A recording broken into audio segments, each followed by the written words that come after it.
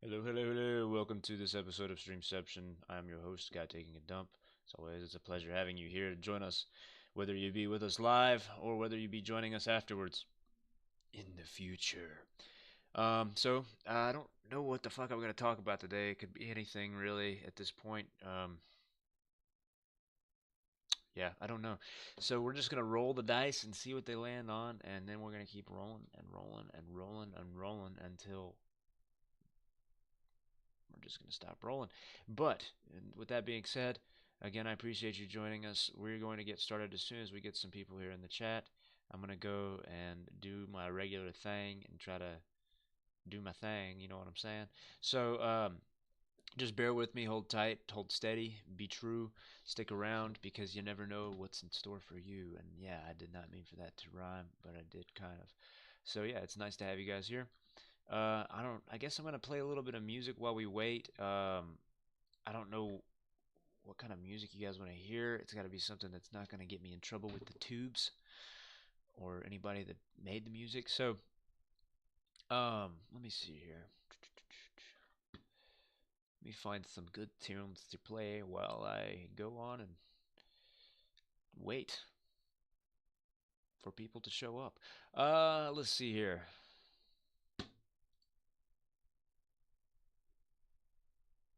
Can't play that song anymore. God, I'm always playing the same music, but you know what? Fuck it. Here you guys go. I'll be right back. Stay tight, hold it tight, sit there, and just hold on, because I'll be right back. This is Shag, Know the Feeling. Yo, I know the feeling. Feeling like you be having good thoughts, but they yo, I know the feeling. When you feeling like good thoughts, having thoughts, feeling. Yo, I know the feeling. Feeling like you be having good thoughts, but they feeling in the stresses of life can take you off the right. Jealousy and envy tends to infiltrate your staff. When you feeling like you be having good thoughts, yo, I know the feeling.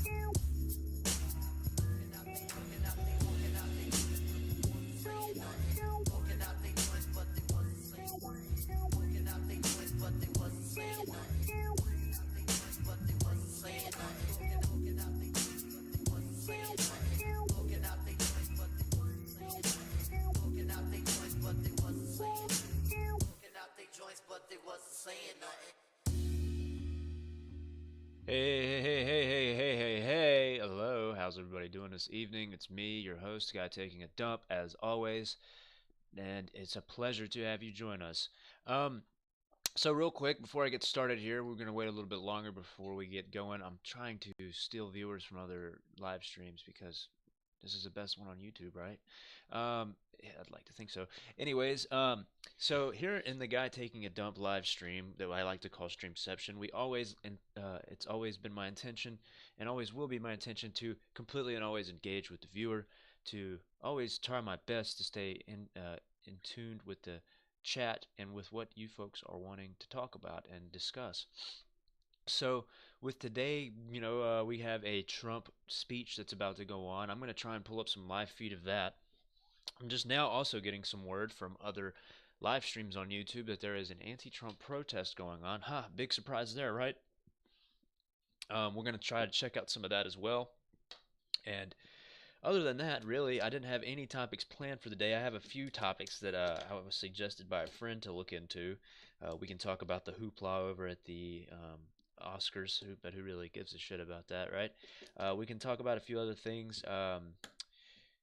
One thing I was looking into today was this whole PewDiePie situation. Pretty funny stuff, considering he put the mainstream media on their ass. It was pretty good stuff. You gotta love PewDiePie. And then there's also some stuff going on with a YouTube channel that I've talked about before, David Seaman. Some sort of strange stuff going on with him and his career and legacy right now. So maybe talk about that. There's all sorts of things that we can bring up. And of course, as always, as I said before, and I've always said in all my past live streams, if there's something that you want to talk about that you think is newsworthy, that you think is uh, worth our time sitting here and discussing, then please throw it out in the chat. Suggest it to me. It's always a pleasure to get these suggestions from people who are getting involved because this is what this is all about. Trying to ferment a situation where we can all learn with and for each other.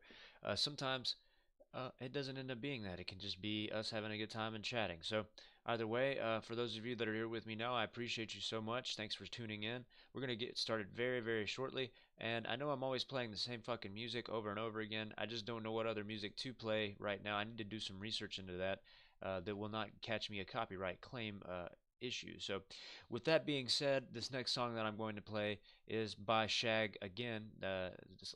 Before I get started on this one, this track we just heard was Shag, and the title was Know the Feeling.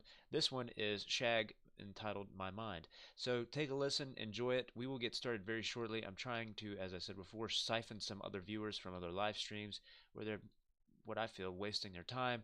So again, this is Shag My Mind. Stay tuned. We're going to get started very shortly.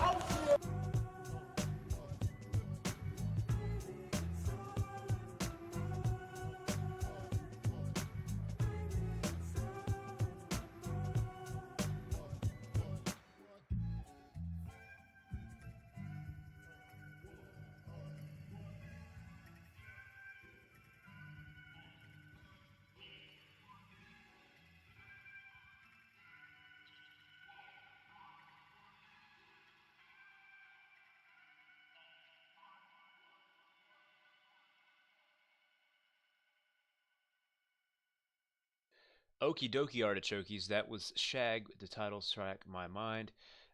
It's always a good track to just chill and listen to. I listen to it a lot, and I know you folks do as well when you're in my live stream. So again, I'm gonna try to find some new music to be playing. Anyways, so we have some anti-Trump protest stuff to look at. We have a person in the chat, Delbert Dietz. I'm here. Well, hello, Delbert. Welcome to the live stream. I'm your host, Guy Taking a Dump. It's always a pleasure to have a new folk in, or a new person, should I say, in the live stream. Let me give you some background info before I go into this live stream footage from Periscope right now. Apparently, this is according to Periscope from the person live streaming this. This is a rally being hosted by, who would have guessed, Rosie O'Donnell at the White House. It looks like it's outside of the White House, somewhere in Washington, D.C. You can see some of the D.C. sites to see there in the background. Anyways, we're going to pull that up right now. We're going to watch it. It's not really an impressive rally, I'll give her that, but hey, at least they're trying, right? We'll be getting into discussions based around this. We'll be talking about other things and other topics, and any news that you have to share, I'm all ears. I love to hear what my viewers want to suggest to talk about in these live streams, and it's always a pleasure, again, to have somebody new join us. Thank you so much for joining us, Delbert. But here we go. We're going to get right into it. So, well, that's the Drudge Report. That's not what I want to show you. Hold on one second. Let me see if I can get this correct. Boom, boom, boom. That's not it either. Here we go. And delving right in. One of the funniest events today was two individuals who attended many of these type of protests and did not get paid their $1,500. What do you mean, my friend? I thought that was quite funny.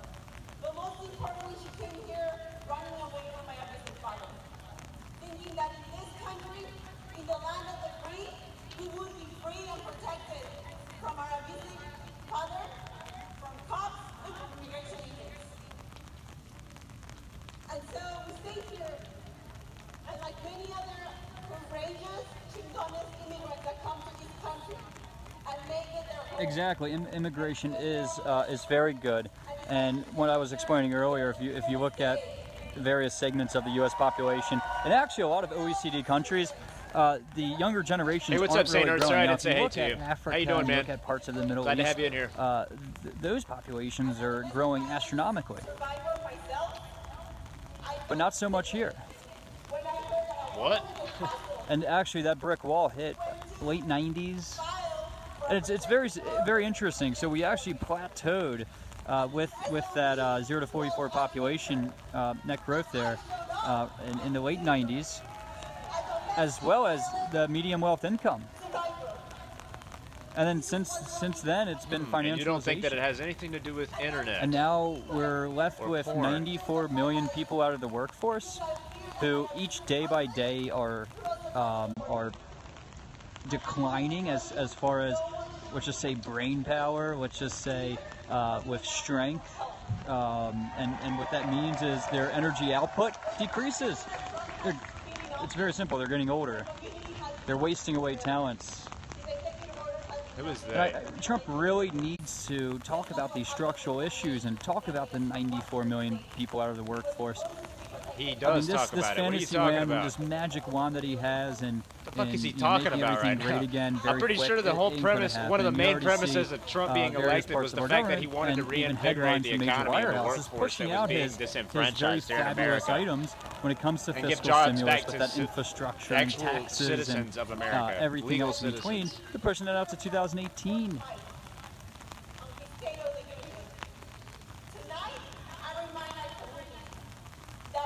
I think these individuals here are heavily misguided.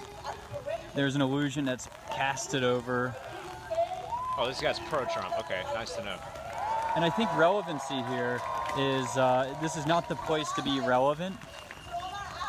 What?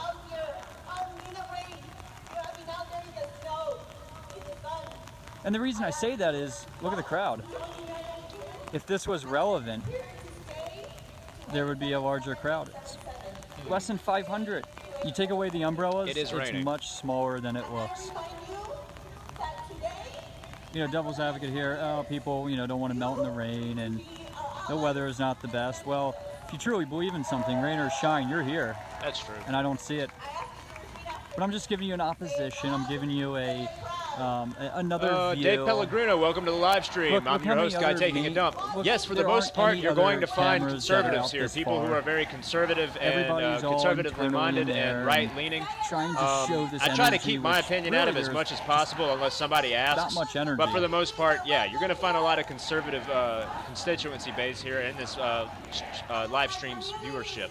And again, thank you so much, Dave, for joining the live stream. I'm your host, Guy Taking a Dump. If you have anything you want to discuss, go ahead and throw it in the chat. It's all about being interactive and engaged here in this live stream. We are trying to learn with and for each other, especially in these times right now that we live in. I would think about this as a programming special. I like special. to do, and I think my viewers like to do. These people are like a remote control. Obama made more jobs than Trump wants to make. Fucking fracking is bad. Thank you for joining the live stream, Faf. There we go. MoveOn.org's here.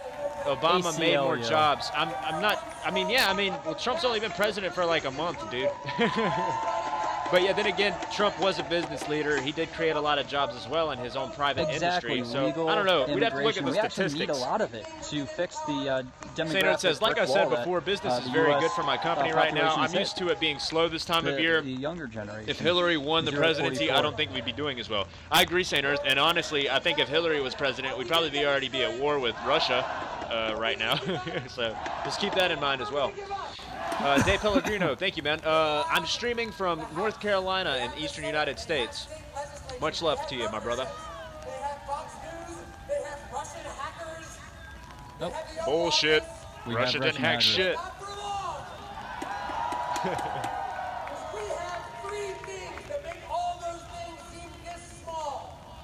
We have free things like the welfare state. Oh my God. These people have the truth. And no, you don't. So here, let me just play devil's really advocate don't. here. So if they had the large majority of the American people, why are there less than 500 people here? It's very easy for Republicans in Congress to think that they've got it all when they're hanging out in the Capitol. It's very easy tonight for them to look at Donald Trump's. If the majority of the people thought this Where was you the coming from, greatest Dave? relevant You don't mind event to be at tonight, you don't mind me asking. Where are you from, mate? why is there less than 500? I gotta tell you, this was publicized, and there's a PR campaign built around this in major wirehouses. Where are the fucking people? 100,000 people went to town hall meetings and protests and empty chair town hall meetings that the Republicans were too scared to face their constituents. 100,000 people were. He's right, probably 100,000 people did go to those town halls, but how many of them were paid for? We want them to find out the truth. So let's send a little message, maybe a little different. I think these individuals can't handle the truth. They're talking about truth here. You know, truth goes into three stages. They can't handle the and truth because they're first, pushing truth lies is right now. ridiculed, opposed. And that's what we see here. How are the audio levels? Can you guys give me an update on that? I've been fucking with it. What up, Alan? My boy. Alan Partridge says, Saint, I think it's to do with other economic factors which aren't directly to do with the politics. So do your job. Very well, maybe, Trump. Alan. But then again, you know, who knows? Saint Earth is the one that owns the business, and he is telling us that most of the time, around this time of year, business is very slow. But hey, who knows? You know, you could be right. And could be wrong. Demographic-wise, for the U.S., let's yes, talk hello, about hello, that. my good I mean, friend.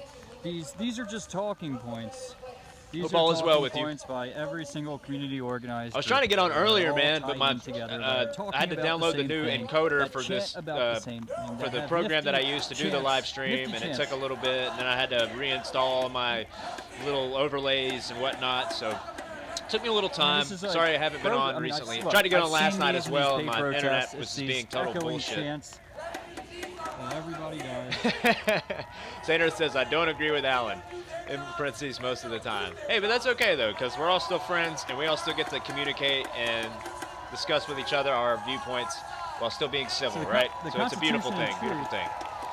Apparently is on these people's side, so I'm not arguing that. Let's keep in mind, folks, that while this is going on, there's like literally over 100,000 people or more watching a giraffe birth its little giraffe baby child live on the internet right now as well. So exactly. At least we're all contributing something much greater programming, but than watching a giraffe have a baby, which I guess, you know, it depends on, maybe if you're like a zoologist or a interesting note biologist. That Tuesday, and Rosie O'Donnell showed up. Well, there we go. Different perspectives. Well, see, the thing is, Alan, he does have a direct effect on the economy. If you go and look at our stock market right now, for about, I was going to do a lot ever since he became president, the Dow, the S&P, some of the major stock channels have actually broken records. Like, I mean, all-time records in the past month. The stocks have been higher than they've ever been in our country. And this directly affects the world global market as well. So I would argue that, yeah, he actually has affected the economy in just a second, guys. To a certain extent. Delbert Dietz says 150 generals say diplomacy works, 50 billion more for military offenses, while 1/3 of the American children have parents who don't know where their next meal is coming from. Yeah, it's unfortunate. But I think reformation is key when dealing with these welfare programs. And most of these families are on welfare programs. And if they're completely poverty-stricken to the point where they don't have homes, they don't have jobs where they can actually take care of their families and feed them, there are more than likely other factors that are with direct causations into those circumstances for them. But yeah, you know. You're right. Delbert Dietz says the jobs Trump says come from military machine. We'll have to see about that, I suppose. But yeah, maybe he did say that. I haven't heard him say it directly from what I've checked out. Why is this guy just yelling numbers? In other news, I actually just read a report off of The Drudge that's claimed that Eric Holder was in an I would say there's interview not long ago, been one. And claiming that Obama is ready to get back into the political scene, and he's quote-unquote ready to roll. On their phone, and it's being repeated over and over again by the speaker, who is overseeing this flock, this herd of individuals, let's call them. Yeah, but we are pretty efficient at selling the military equipment. That's for goddamn sure, ain't it? Absolutely pitiful.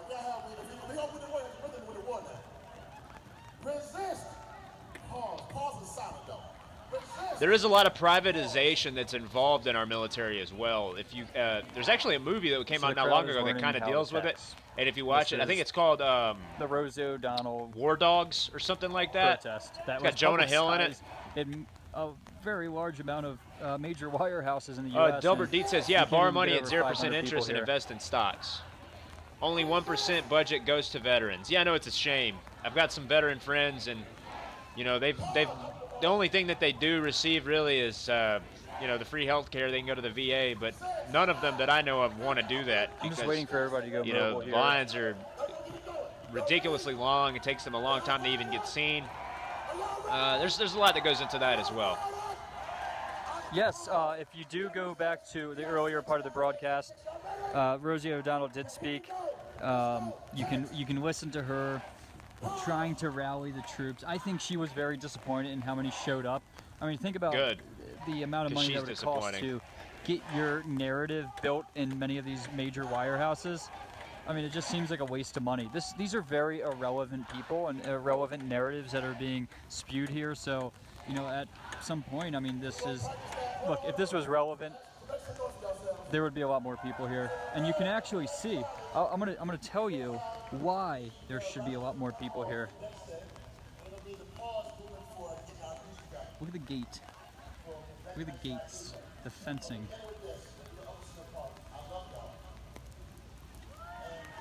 I want to show you. This is the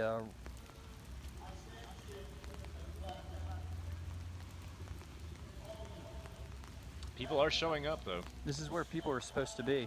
Look at this. There's no one here. This is the best that this community organized group or groups could do. Yeah, the F-35, we've talked about that plenty before, and that is absolutely true, Alan. It is a shit project.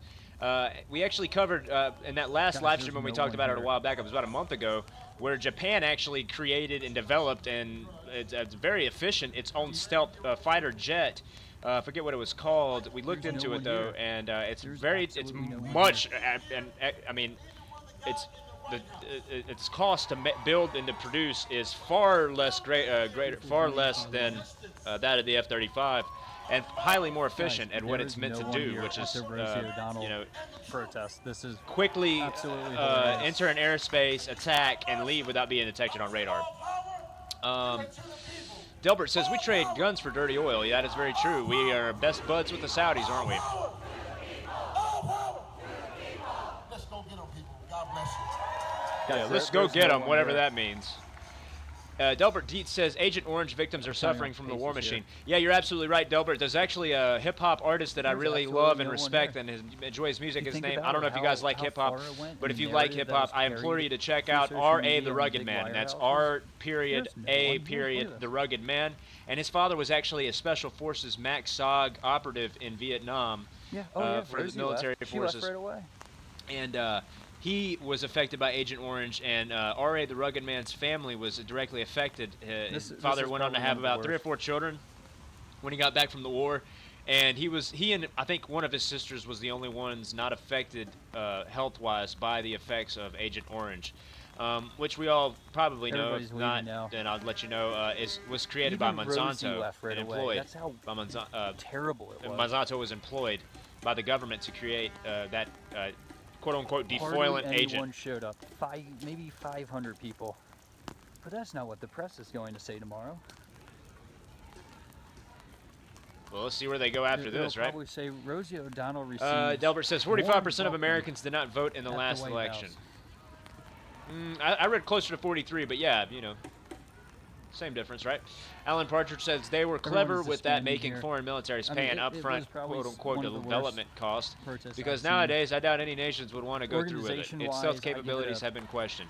Yeah, I give it a mean, I've 6. even read that the The pilots who generator have actually cut off, power cut off, and, test flown the it was F-35, just not the the best. breathing apparatus But that is if you integrated actually into the look, systems actually doesn't the even room work, right and here they is right passed out and were affected by what's called G-sickness or G-lock, and they weren't Down able 200-300 to actually feet, maneuver the jet at all. The park, So, this park. yeah, was not only is it only stealth filled- capabilities in question, but its actual functionality, period, as a jet, period, has been put in question. And Not even massive 1/10? scrutiny.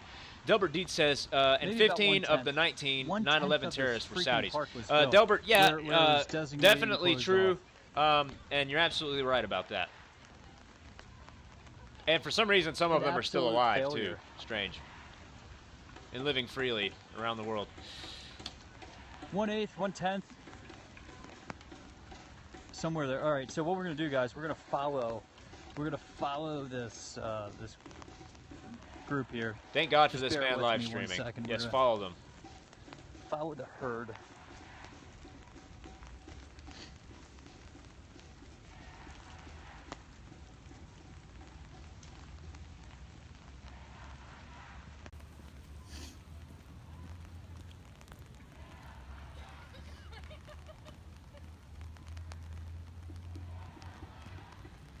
Rosie left right away. She was here for maybe 8 to 10 minutes and she peaced out.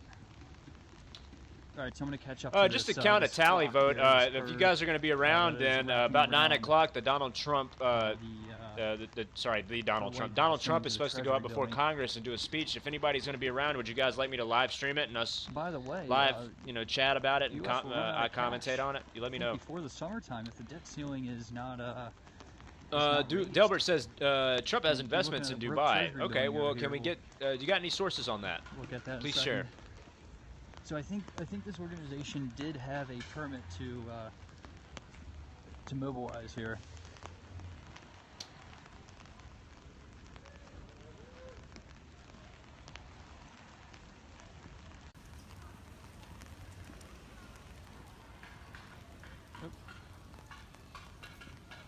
Somebody's got a little laser that says resist.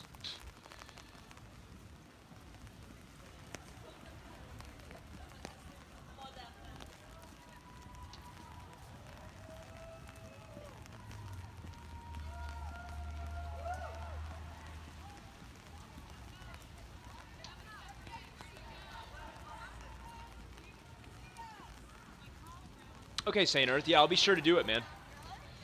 I might take a little break in between to go eat some dinner. But yeah, I'll do it for sure. We'll be on it. Even if it's just you and I.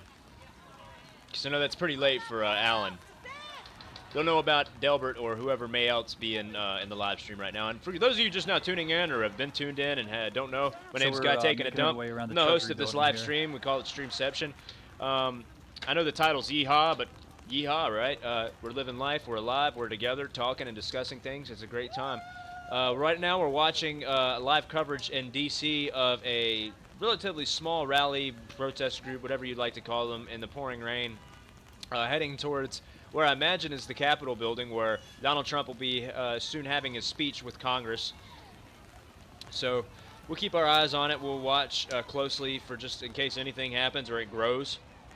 And as always, I live commentate upon it and talk to you folks, and we get everybody's 2 cents. Police are waiting. Folks, I will be right back. I'm going to use the restroom. Looks like we're taking over the streets.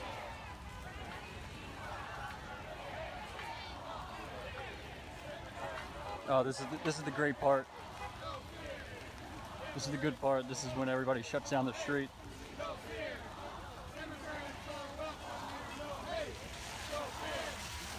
Here it is, guys. Okay, real This quick is what before I we've leave, been waiting for. people are getting in the middle of the street to stop traffic in the middle of the street. This looks like it's on Pennsylvania Avenue, as that looks like either the what building is that? That may be the Federal Agricultural Building right there. I'm not sure. It's been a while since I've been in D.C., but that looks like the Federal Food and Agriculture Building there. And then this should be right here on Pennsylvania Avenue. I could be wrong, but I'll be right back. I'm going to use the restroom. Thank you so much for joining in, and we will be continuing our coverage of this live stream shit.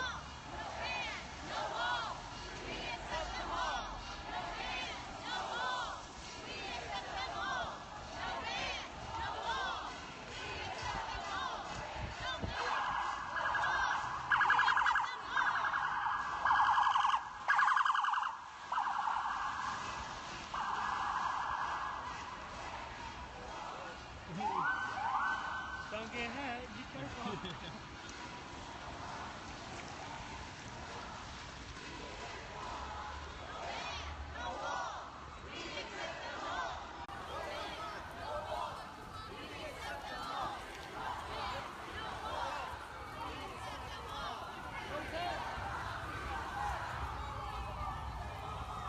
Guys, the police are letting this happen.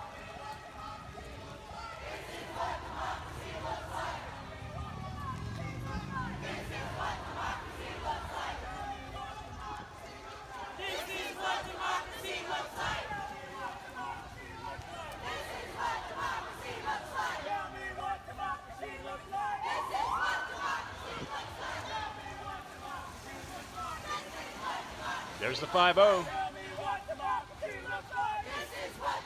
Dave Pellegrino says paid for by the Dems. Yeah, more than likely.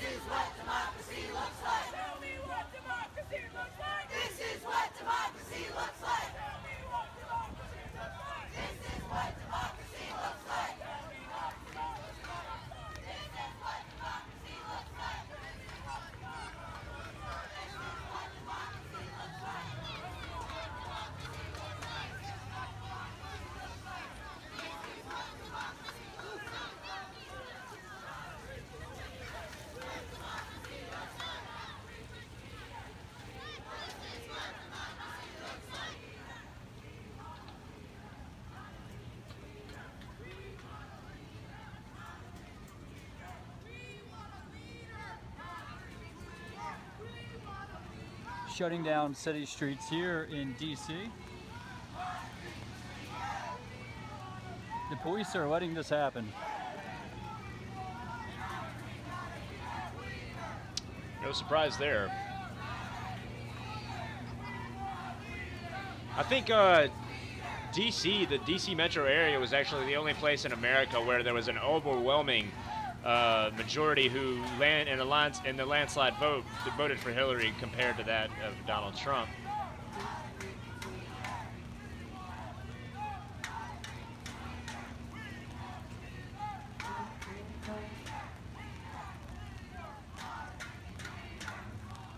Fucking ridiculous, folks, if you ask me.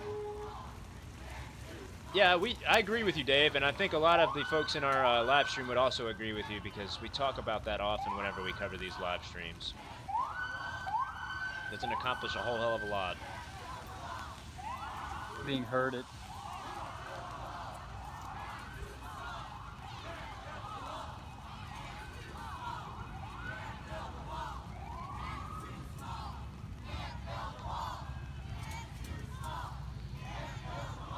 Here comes the bike cop. So this is where everybody's being herded here.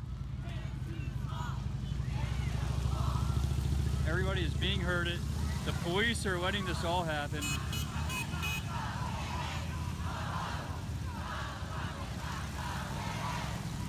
Shutting down Congress, shutting down the city streets. It's actually pretty weak. This is Rosie O'Donnell. This is what she has created. A disobedient culture here. I don't think it was just Rosie O'Donnell, but yeah, she definitely contributed to it. Years and years and years of brainwashing into believing that globalism and a new world order is needed. She actually attended the event for less than 10 minutes. And her message was so-so. And less than 500 people turned up. This is it. These are the people that turned up.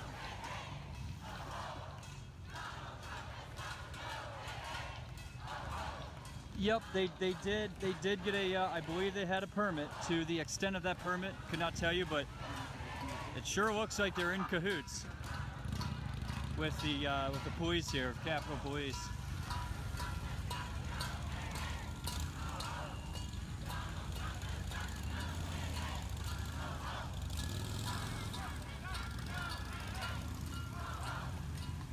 Almost caused an accident there. Just a short little story. One time I was riding one of those rent-a-bikes in downtown DC, and no shit, I was riding on the sidewalk, and this guy on a motorcycle was trying to like drive around a bus, one of those like tourist buses, and I'm not even fucking with you. I was within inches of getting struck by this guy on a motorcycle. Guy had no idea what he was doing. Let's see here, we got more people in the chat. Delbert Dietz says, Trump International Golf Club. Dubai has a world-class golf course exceeding all expectations. This extraordinary project features 30,000 square foot clubhouse, which will be the largest of its kind in Dubai. There's no surprise there. Not at all. Now, the Political Canuck. Hey, free thinkers. Hey, Political Canuck. Glad to have you in our live stream. I'm your host, Guy Taking a Dump. Always a pleasure to have new folks join the live stream. Let us know a little bit about yourself if you'd like. Everybody in here is a damn fine, friendly human being, and we are always pleased to allow in another one. We've been in a lot of them. Delbert Dietz says, Trump International Golf Club, Dubai, UAE. Thanks, Goggle. We have invested into thank you, Goggle. Types of drones. One hey, dog, what up, dog? Easy, compact drone. Glad you came in from that other live stream. Much love, much love. Goes up about a couple thousand feet, shoots in 4K with live video. So once we go to other cities, we'll take that puppy up in the air, abide by the FAA rules, and there you go. So look at the crowd here. This is all that attended the Rosie O'Donnell. Now what you're going to see from major wirehouses tonight and tomorrow, you're going to see... I think when he says wirehouses, I guess he means the mainstream media. It's a new way of it being referred to as. I've never heard it called a wirehouse. It wasn't. And I think I've said this to you guys before in this broadcast, is that there are two realities. One is this illusion that is casted over by the speakers, by the community organizing groups to these individuals, and the other is just for what it is. And I'm here to show you for what it is. Nothing impressive.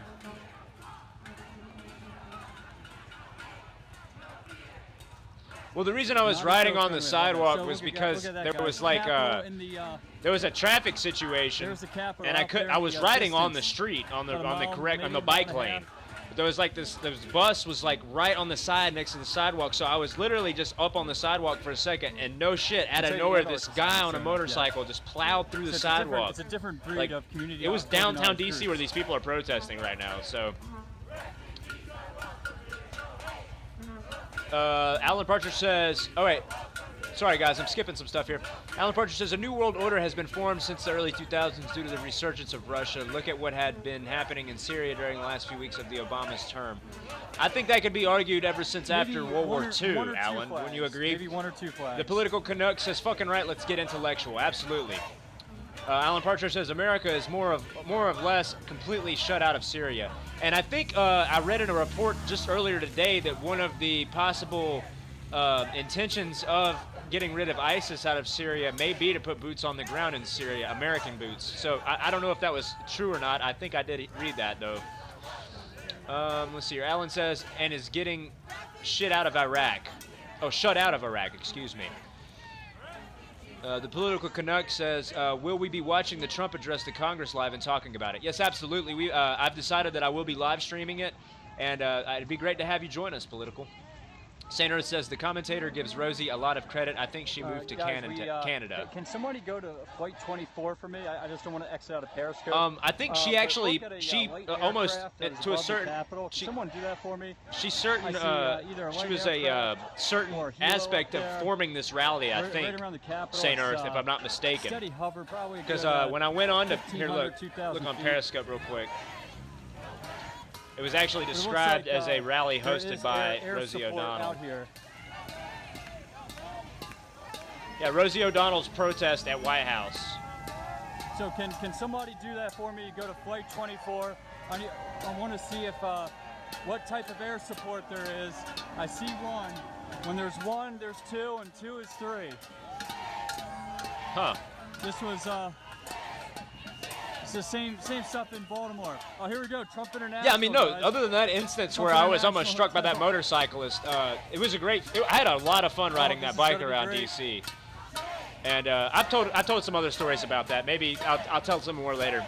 I've had some good times in DC, in downtown Metro DC. It's all right. It's an all right place. Dave Pellegrino says, if people only knew Trump is trying to save us, most of these protesters Yes, wouldn't there's two survive helos in the NWO. sky. I'll get to those in a second. I agree, Dave.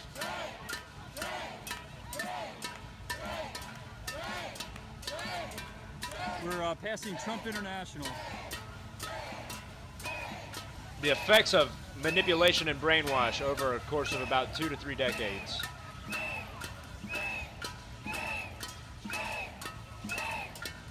Good, thank you. There's two helos. There's one dead center. I'll get to it in a second, but this is a great view.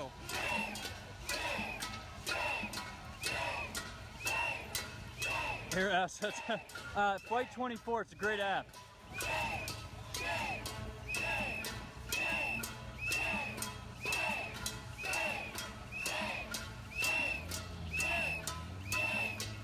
The political Canuck asks, can I get your opinion on Julian Assange and whether or not his efforts in this election were justified? All right, guys. If you look up. Yeah, absolutely. My opinion on Julian Assange is that, I mean, for the most part, throughout the existence of WikiLeaks, considering that they were around near the end of the Bush the Bush Jr.'s second administration, putting out those cables that Chelsea Manning helped release. Obviously gave a lot of flack to that administration, and then, you know, on through the Obama administration, we had some minor dumps. We had the Hillary Clinton dump, email dump, right at the end of Obama's first term, I believe, or the beginning of his second term. My general opinion about Julian Assange, he's somebody that I think is doing good when he releases these dumps and these cable leaks. But as whether or not his efforts in this election were justified, right on top of the Capitol. I would be interested to know. Oh, thank you, political. Thank you so much for subscribing. I would be interested to know that if there was any outside influence that might have been from a certain state, perhaps Russia. I doubt highly that there was. I honestly believe that the leaks came from within the DNC and were given to WikiLeaks and Julian Assange by a DNC leaker staffer. And then, you know, who knows if we know who that is or if they were dealt with or not in whatever respective manner. But I think to a certain extent, yeah, it was justified. You know, there was a lot that we needed to know about what the DNC was doing, especially in regards to rigging the nomination for Hillary Clinton. And without that, I'm not sure that Donald Trump would have been elected because, in my opinion, I honestly thought there was, you know, it was no questions asked, Hillary Clinton was going to become president. So, yeah, in my opinion, I think Julian Assange and WikiLeaks, their actions in the election were justified. And I do think they have revealed a lot about the deep state, if you will, and the circumstances surrounding them, involving, you know, pedogate and all that mess. So, for me, it was very enlightening, and I appreciated it. But it, you know, frankly, I didn't, you know, really want either of these folks to become president. I was hoping that, you know, this would be the year that, you know, a third-party candidate would get chosen and, you know, maybe have their chance to have their say in the executive power, the executive branch. But either way, there were no third-party candidates really worth mentioning either. But yeah, that's my opinion. See, Alan Partridge says, Took out a biker. hey, I've been there before, guy. Alan Partridge says the UN Security Council is unlikely to agree to U.S. boots on the ground in Syria. Russia and China will veto for sure, and depending on the French election, France will. I agree, absolutely. But, you know, who knows about that? Because considering that the Saudi Arabia is the head of the Human Rights Council right now in the UN, there's really no tellings how that situation might go down. I'll have to look up that report, Alan, and I'll let you know the validity of it. Delbert Deeds says bicycle is the best way in the city. Bush Jr. can paint we're in the by ranks here. number for therapy. Better glimpse. Yeah, that guy's pretty fucking. Air support here. There's still. He was pretty much a humiliation on behalf of Capitol, America, I'd if say you ask a good me. 2,000 feet. The political Canuck says Sith Rich and Pizzagate if there is anything there. It's circling Well, around, so you guys again, can probably like I see said, it a in DNC 2024. staffer probably was the one who leaked all that information, and I happen to think that it was probably Seth Rich. And considering the fact that there is so much scrutiny and skepticism surrounding his very mysterious death, So this is heavily controlled. there's a lot to be skeptical of. Again, Nothing Pizzagate, Pedogate, I think there's a lot of truth to it.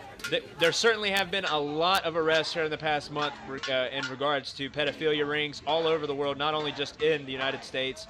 And there have also been people involved in different organizations that deal with missing children and missing persons who have been implicated in the pedogate situation. There was one woman, I think her name is, oh fuck, I'm gonna have to look it up. Crazy guy yelling.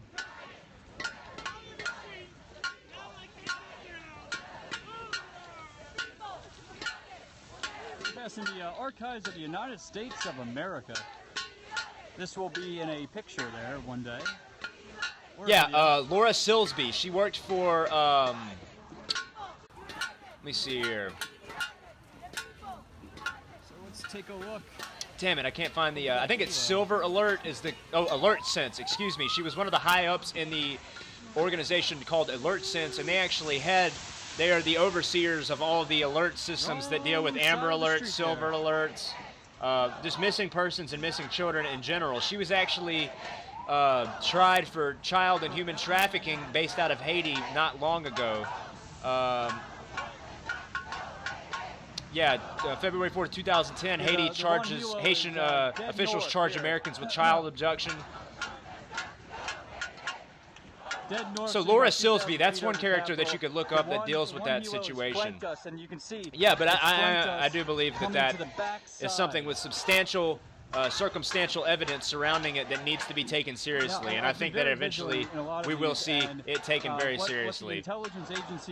Alan Partridge says Assange is a journalist. He decides what to publish what he's given. I'm sure he'll have a bias. Oh, absolutely. Alan Partridge also goes on to say, Delbert, I saw those the other day. Fucking hilarious. On that, someone caught the tail number. Saint Earth says, your assessment of the Assange question, spot on, guy. Thank you, St. Earth. Much love, man. Delbert Deeds says, poor Bush, he must have a heavy heart from guilt. I don't think that's the only thing he's going to have in the health effect-wise in his continuance of being alive and allowed to live freely. The man should be taken to the Hague, I can't pronounce it right, I'm sorry, in the Netherlands at the International Criminal Court. He, Tony Blair, Dick Cheney, Donald Rumsfeld, all those sons of bitches should have their day in court. Evil, evil people. Delbert Dietz says, good show, guy. Hey, thank you, Delbert, so much. I appreciate you. Much love. Again, I just want you all to know, for those of you tuning in, the intentions of this live stream are meant to be all in respect to the viewer. You guys are what are going to make this live stream, and it's all about being engaged and interactive with one another so we can learn with and for each other. I continually reciprocate that message because I want it to be well known amongst all of you. This has nothing to do with me. You know, as far as I'm concerned, I'm the guy taking a dump. That's my name. So, but thank you again, Delbert. Much love. If you like it, go ahead and subscribe. I try to do this often. I've been having a lot of trouble with my internet provider recently, but trying to get it all sorted out. And I'm actually planning on releasing some videos here soon. I'm working on my format and how I'm going to approach laying out stuff. But actually, one of my videos that I recorded last night is about an hour long, and Political Canuck, excuse me. I'm so sorry for mispronouncing your name. Actually deals with some YouTubers, David Seaman, Titus Frost, Lift the Veil, and Pedogate, and these situations that have been arising from a lot of so we got the Hilo still dead. A lot of recent stuff happening recently with these YouTubers. Flanking. Political Canuck says, why aren't you running for office? I've been listening to your explanations for less than 5 minutes, and you have blown me away. I sense almost Jimmy Dore-like potential here. Whoa, whoa.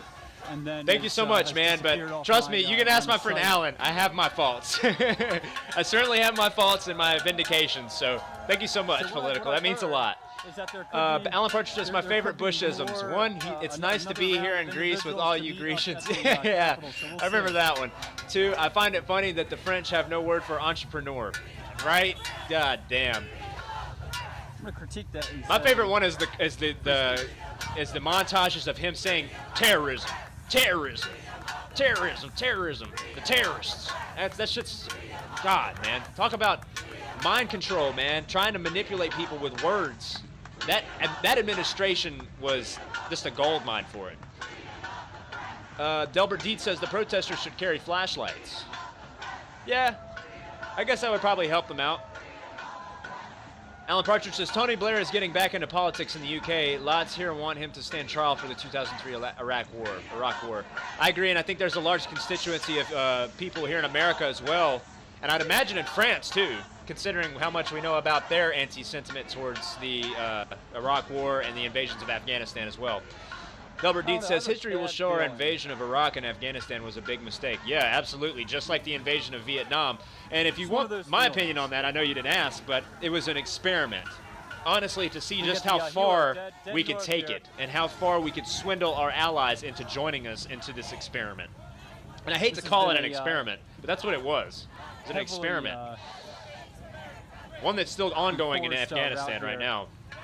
The herd, the shepherd was Capitol Police. The herd was just being herded around. Easiest way I can put it.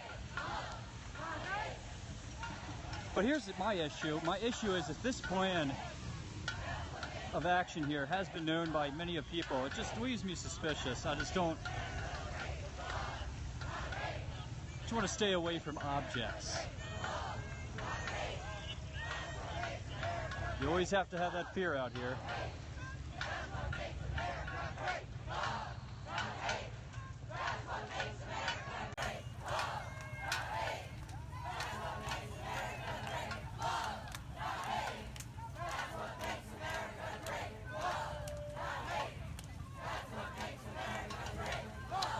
Delbert Dietz says 85% of poppy plants grown by poor Afghanistans. Yeah, actually, Delbert, in one of my live streams that I hosted just a few nights ago, I had one of my good friends, Bagel Waffle, join in, and we discussed that specifically.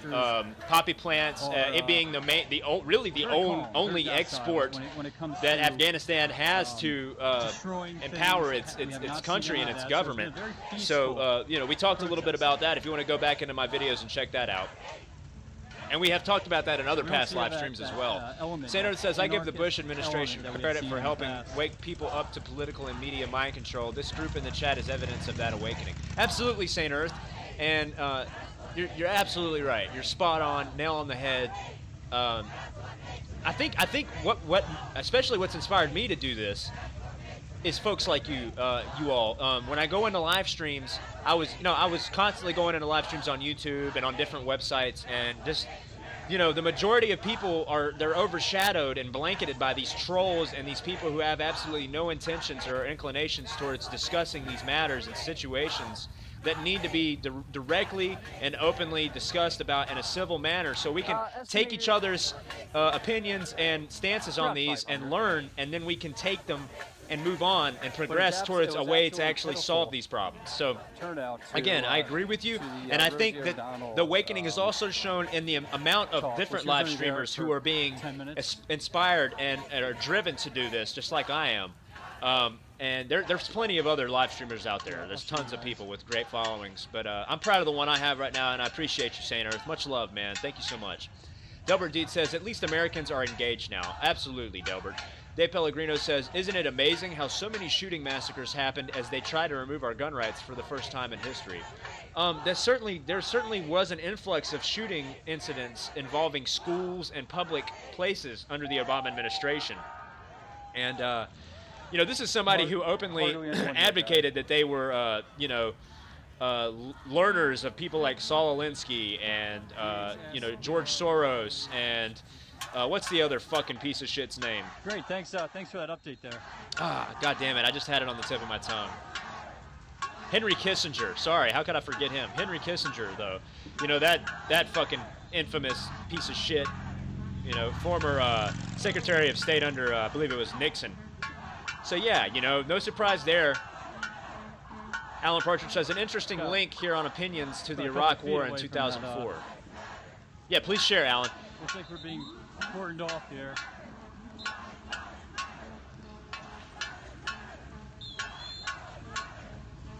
Yeah, absolutely, Delbert.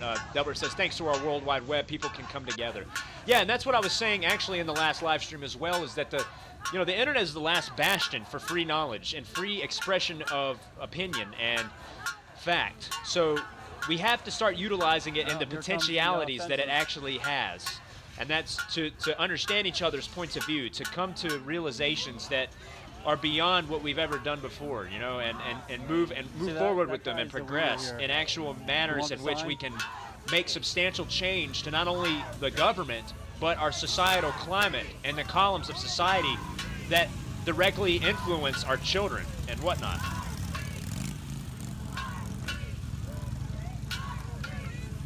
Oh man, I'm gonna check that link out right now, Alan. Thank you so much.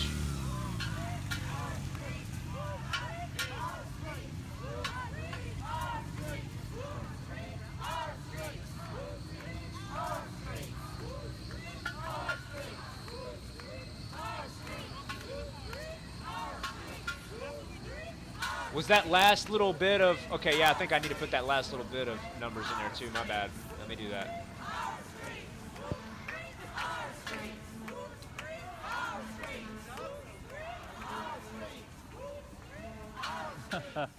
It's not coming up, Alan.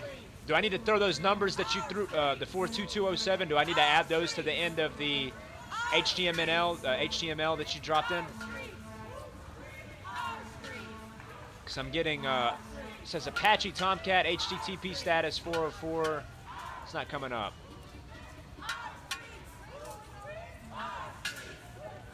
Okay. I still don't know why it doesn't let you folks put in links, because I don't have any spam. It doesn't, immediately recognize links as spam chat. I guess it's just a YouTube policy, perhaps.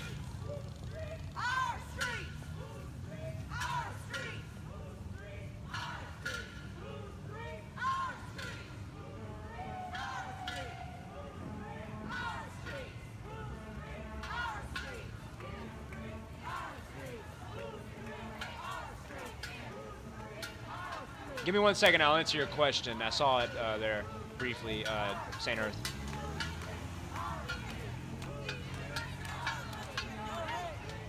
Hey guys, how funny is this? Department of Labor. Yeah, Department of Labor. the irony is killing me. Department of Labor. So funny. I need a job immediately. I need a job immediately.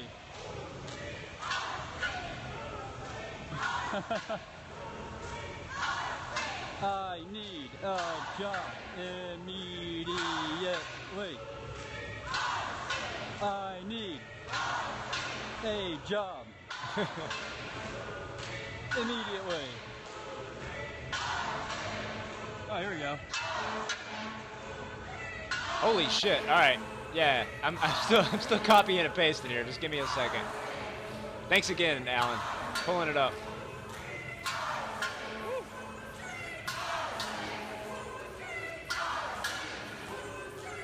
The funny thing is, these chants that they make sound very military-esque, don't they? Alright, let me try this. Hope this works. Damn it, I got a DNS error. The Department of Labor has a Son of a bitch. position. I'm smacking shit. Here, man, I don't know if you have Facebook, and I don't know if you can message without having a Facebook. Yeah. But here is my Facebook, and just message it to me on here, okay? This guy. Just send me a message on there, and that way I can get it on there, because I'm pretty sure I put that in correctly. And I don't think I'm literally done with this. It's working. This is ridiculous. The Trump live stream starts now? Okay, thanks for letting me know. We're gonna get a last view. Yeah, this guy's ending anyways. Let's go ahead and pull up another tab here.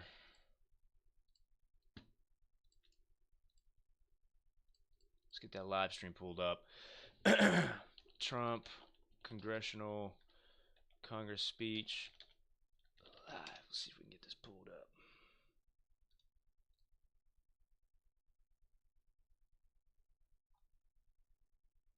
Oh, fuck. All right.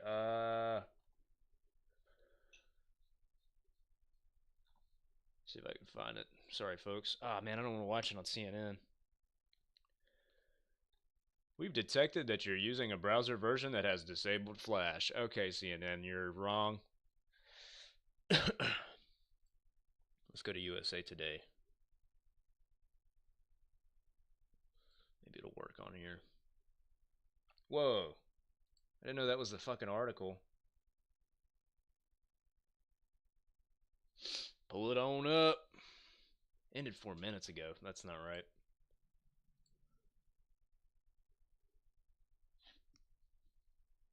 You can hit that link right there at the top of the description, right under where it says to have your $2 or more heard. Oh, so not till 8 Central. Yeah, I know. Tell me about it. They're lying. I got my shit's up to date. My shit is on point. How to watch. I know how to watch. Let's just see if I can find it on YouTube. Fuck it. Here we go. This is where I've been kind of siphoning some of you folks. I'm not going to lie. That's my main way of advocating my live stream. Let's see here. Trump speech live. Let's do this. Here we go. Oh, the Washington Post is hosting this one. Starts at 8:45, folks. Are you sure about that timing there, political?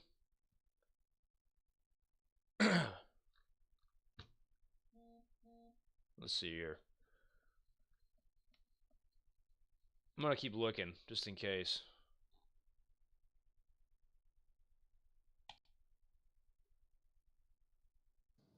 From the former Obama administration Surgeon General Regina Benjamin. I think he'll be fine. I consider him a friend. At least he will listen as Attorney General. My hope is that he'll do what's best for all. This is former stuff. Former Deputy Attorney General This is a former debate Thompson. from the floor, Senate floor, over First, the Senator Jeff Sessions nomination. So we're just gonna wait a little bit longer. I'm not sure. You know, let me go ahead and plug my live stream while I'm here. Boom. Oh shit, that was the wrong one. Damn it. Whoops. All right, let's see here. Yeah, I think we're gonna have to wait a little bit longer. But hey, we all have each other to speak with, right? We can all talk about stuff while we wait. Let me go back and find another one. Joint session of Congress.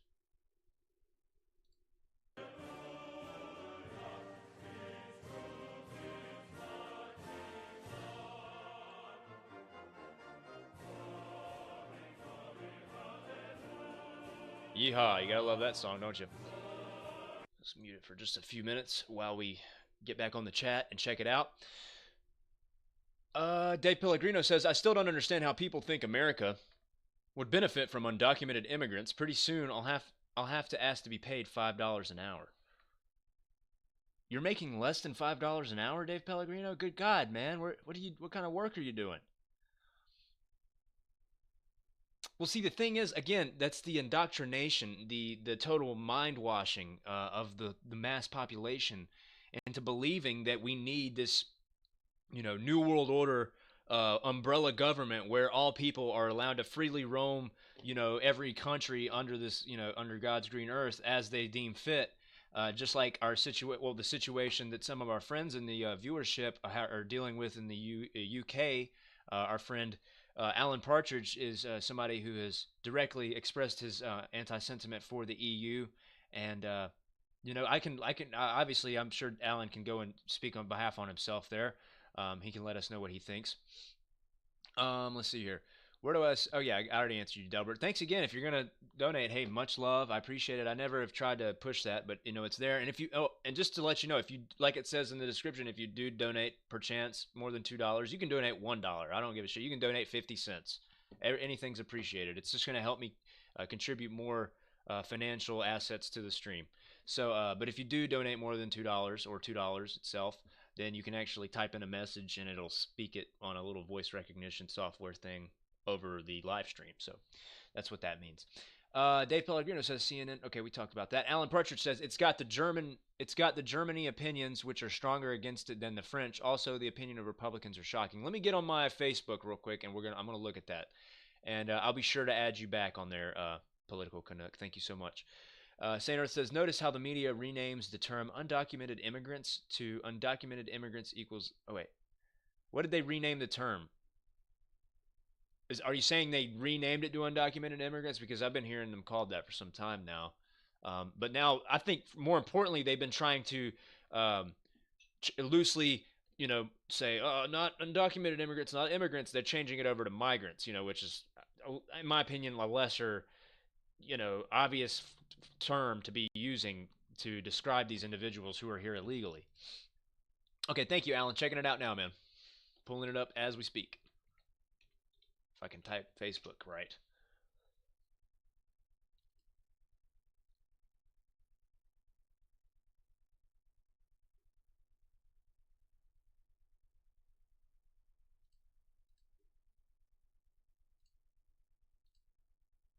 Hey, I'm friends with Walter White now. Hell yeah. All right, let's see here. I'm going to guess that's you, Alan. Oh, yeah, I've definitely been on this website before. Good stuff on Web Archive. Definitely a good website. So this is an article. I'm going to pull it up right now. We're going to take a look at it while we wait for the live stream to get going. This is from Pew Research Center, Pew Global Attitudes Project. I believe, I should have saw the date there. It was probably a little after 2004 or 5, I imagine. So it says, a summary of findings a year after the war in Iraq. Discontent with America and its policies has intensified rather than diminished. Opinion of the United States and France and Germany is at least as negative now as the war's conclusion, and British views are decidedly more critical.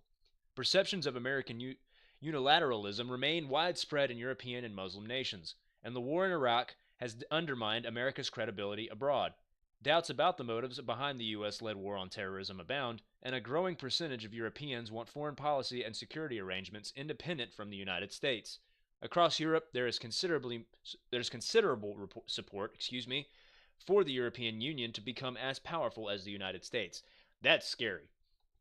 I doubt that that's considerable support is still existent.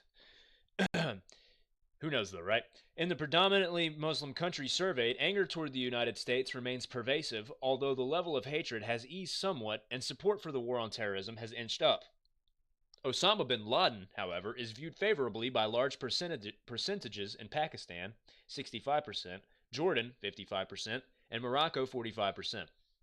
Even in Turkey, where bin Laden is highly unpopular, as many as 31% say the suicide attacks against Americans and other Westerners in Iraq are justifiable. Majorities in all four Muslim nations surveyed doubt the sincerity of the war on terrorism. Instead, most say it is an effort to control Mideast oil and to dominate the world. There has been little change in opinion about the war in Iraq, except in Great Britain, where support for the decision to go to war has plummeted from 61% since last May to 43% in a current survey. In contrast, 60% of Americans continue to back the war. Among the coalition of the quote-unquote unwilling, large majorities in Germany, France, and Russia still believe their countries made the right decision. Made the right decision in not taking part in the war. Moreover, there is broad agreement in nearly all of the countries surveyed, the U.S. being a notable exception, that the war in Iraq hurt rather than helped the war on terrorism. Again, that goes back to my notion that I made earlier about the war, the invasion being an experiment. It was not only an experiment to see how they could proliferate and further the extremism and the extremism of the idea of jihad, but also proliferate the idea of almost indoctrinating people of the Middle East into this idea of the only way to be a Muslim is to be an extremist, right? Who knows, though? I could be wrong. And I think there's many more implications that go into that idea of it being an experiment. We can talk about that again another time or here after we read this rest of this article. So it goes on to say, in the four predominantly Muslim countries surveyed, opposition to the war remains nearly universal. Moreover, while large majorities in Western European countries opposed to the war say Saddam Hussein's ouster will improve the lot of the Iraqi people, those in Muslim countries are less confident. In Jordan, no less than 70% of survey respondents think the Iraqis will be worse off with Hussein gone. And as we can see now, obviously that has been the exception. This is the latest in the series of international surveys by the Pew Global Attitudes Project. It was conducted from late February to early March in the United States and 8 other countries with fieldwork under the direction of Princeton Survey Research Associates International. The survey finds a significant point of agreement and opinion on Iraq's future. Overwhelming majorities in all countries surveyed say it will take longer than a year to establish a stable government in Iraq. I know I keep pronouncing it Iraq. I think it's Iraq. We know now that obviously that was never going to happen and was never really a true intention of the administration at the time of leaving Iraq. And we still see that there is barely a stable government, barely holding on to the city of Baghdad in Iraq. So it says here, it goes on to say, overwhelming majorities in all countries surveyed say it will take, I just read that shit, but there are deep differences about whether the U.S. or the United Nations would do the best job of helping Iraqis to form such a government. The UN is the clear choice of people in Western Europe and Turkey. Americans are divided over this issue. However, roughly half of Jordanians and a third of Moroccans volunteered that neither the U.S. nor the UN could do best in this regard. Americans have a far different view of the war's impact on the war on terrorism and the global standing of the U.S. than do people in other surveyed countries. Generally, Americans think the war helped in the fight against terrorism, illustrated the power of the U.S. military, and revealed America to be trustworthy and supportive of democracy around the world. These notions are not to be shared elsewhere. Majorities in Germany, Turkey, and France, and half of the British and Russians believe the conflict in Iraq undermined the war on terrorism. At least half the respondents in the 8 other countries view the U.S. as less trustworthy as a consequence of the war. For the most part, even U.S. military prowess is not seen in a better light as a result of the war in Iraq. A growing number in Western Europe also think that the United States is overreacting to the threat of terrorism. Only in Great Britain and Russia do large majorities believe the U.S. is right to be so concerned about terrorism. Many people in France, 57%, and Germany, 49%, have come to agree with the widespread view in the Muslim countries surveyed that America is exaggerating the terrorist threat. Nevertheless, support for the US-led war on terrorism has increased dramatically among Russians, despite their generally critical opinion of US policies. More than 7 in 10 Russians, which is 73%, currently back the war on terrorism, up from 51% in last May. Since the end of the Iraq War, there have also been gains in support for the U.S. anti-terrorism campaign in Turkey from 22% up to 37%, and Morocco from 9% to 28%. On the other hand, backing for the war against terrorism has again slipped in France and Germany. Only about half of the public in each country favors the U.S.-led effort. We're almost done here. Publics in the surveyed countries other than the United States express considerable skepticism of Americans' motives in its global struggle against terrorism. Solid majorities in France and Germany believe the U.S. is conducting the war on terrorism in order to control Mideast oil and dominate the world. And as we know, or as we do know, the petrodollar, the U.S. dollar. People in Muslim nations who doubt the sincerity of American anti-terror efforts see a wider range of ulterior motives, including helping Israel and targeting unfriendly Muslim governments and groups. Large majorities in almost every country surveyed think that American and British leaders lied when they claimed prior to the Iraq War that Saddam Hussein's regime had weapons of mass destruction. On balance, people in the United States and Great Britain disagree. Still, about 3 in 10 in the U.S., which is 31%, and 4 in 10 in Great Britain, 41%, say leaders of the two countries lied to provide a rationale for the war, which is now widely regarded as and accepted as the truth for that situation ever occurring. In that regard, opinions of both President Bush and British Prime Minister Tony Blair are negative. Large majorities in every country except for the U.S. hold an unfavorable opinion of Bush. Blair is rated favorably only by a narrow majority in Great Britain, but fully 3/4 of Americans.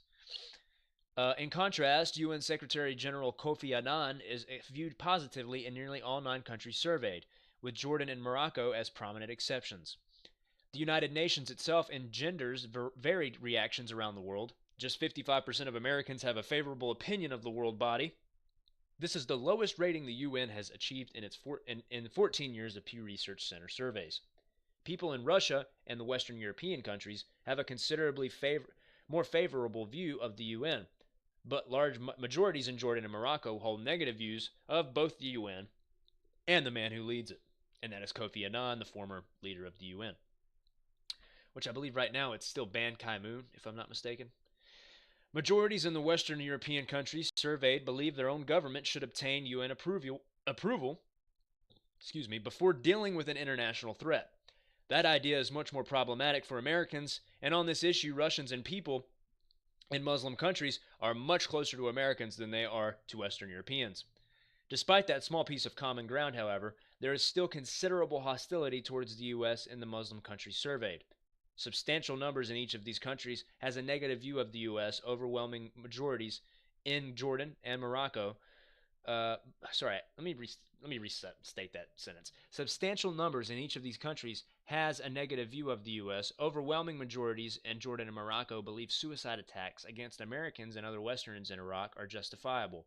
As a point of comparison, slightly more people in those two countries say the same about Palestinian suicide attacks against Israelis. About half of Pakistanis also say suicide attacks on Americans in Iraq and against Israelis in the Palestinian conflict are justifiable. Fewer respondents in Turkey agree, but slightly more Turks view suicide attacks on Americans in Iraq as justifiable, as say the same about Palestinian attacks on Israelis, 31% versus the 24%. Other findings. Despite concerns about rising anti-Semitism in Europe, there are no indications that anti-Jewish sentiment has increased over the past decade. Favorable ratings of Jews are actually higher now in France, Germany, and Russia than they were in 1991. Nonetheless, Jews are better liked in the U.S. than in Germany and Russia. As is the case with Americans, Europeans hold much more negative views of Muslims than Jews. The survey finds, however, that Christians get much lower ratings in predominantly Muslim countries than do Muslims in most Christian countries.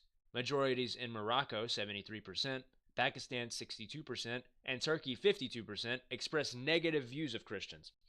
What a strange and ironic twist there, right? I wonder what that situation would look like now if they went and did polling. I'm sure that they would, who knows, right? The adage that people in other nations may dislike America but nonetheless want to move there is borne out in Russia, Turkey, and Morocco. Roughly half of the respondents in those three countries say people who have moved to the U.S. have a better life. But one of the largest gaps between Americans and Europeans concerns the question of whether people who move to the U.S. have a better life. Americans overwhelmingly believe this is to be the case.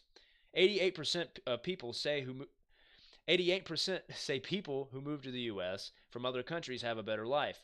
By contrast, just 14% of Germans, 24% of French, and 41% of British think that people who have moved to the U.S. from their countries have a better life.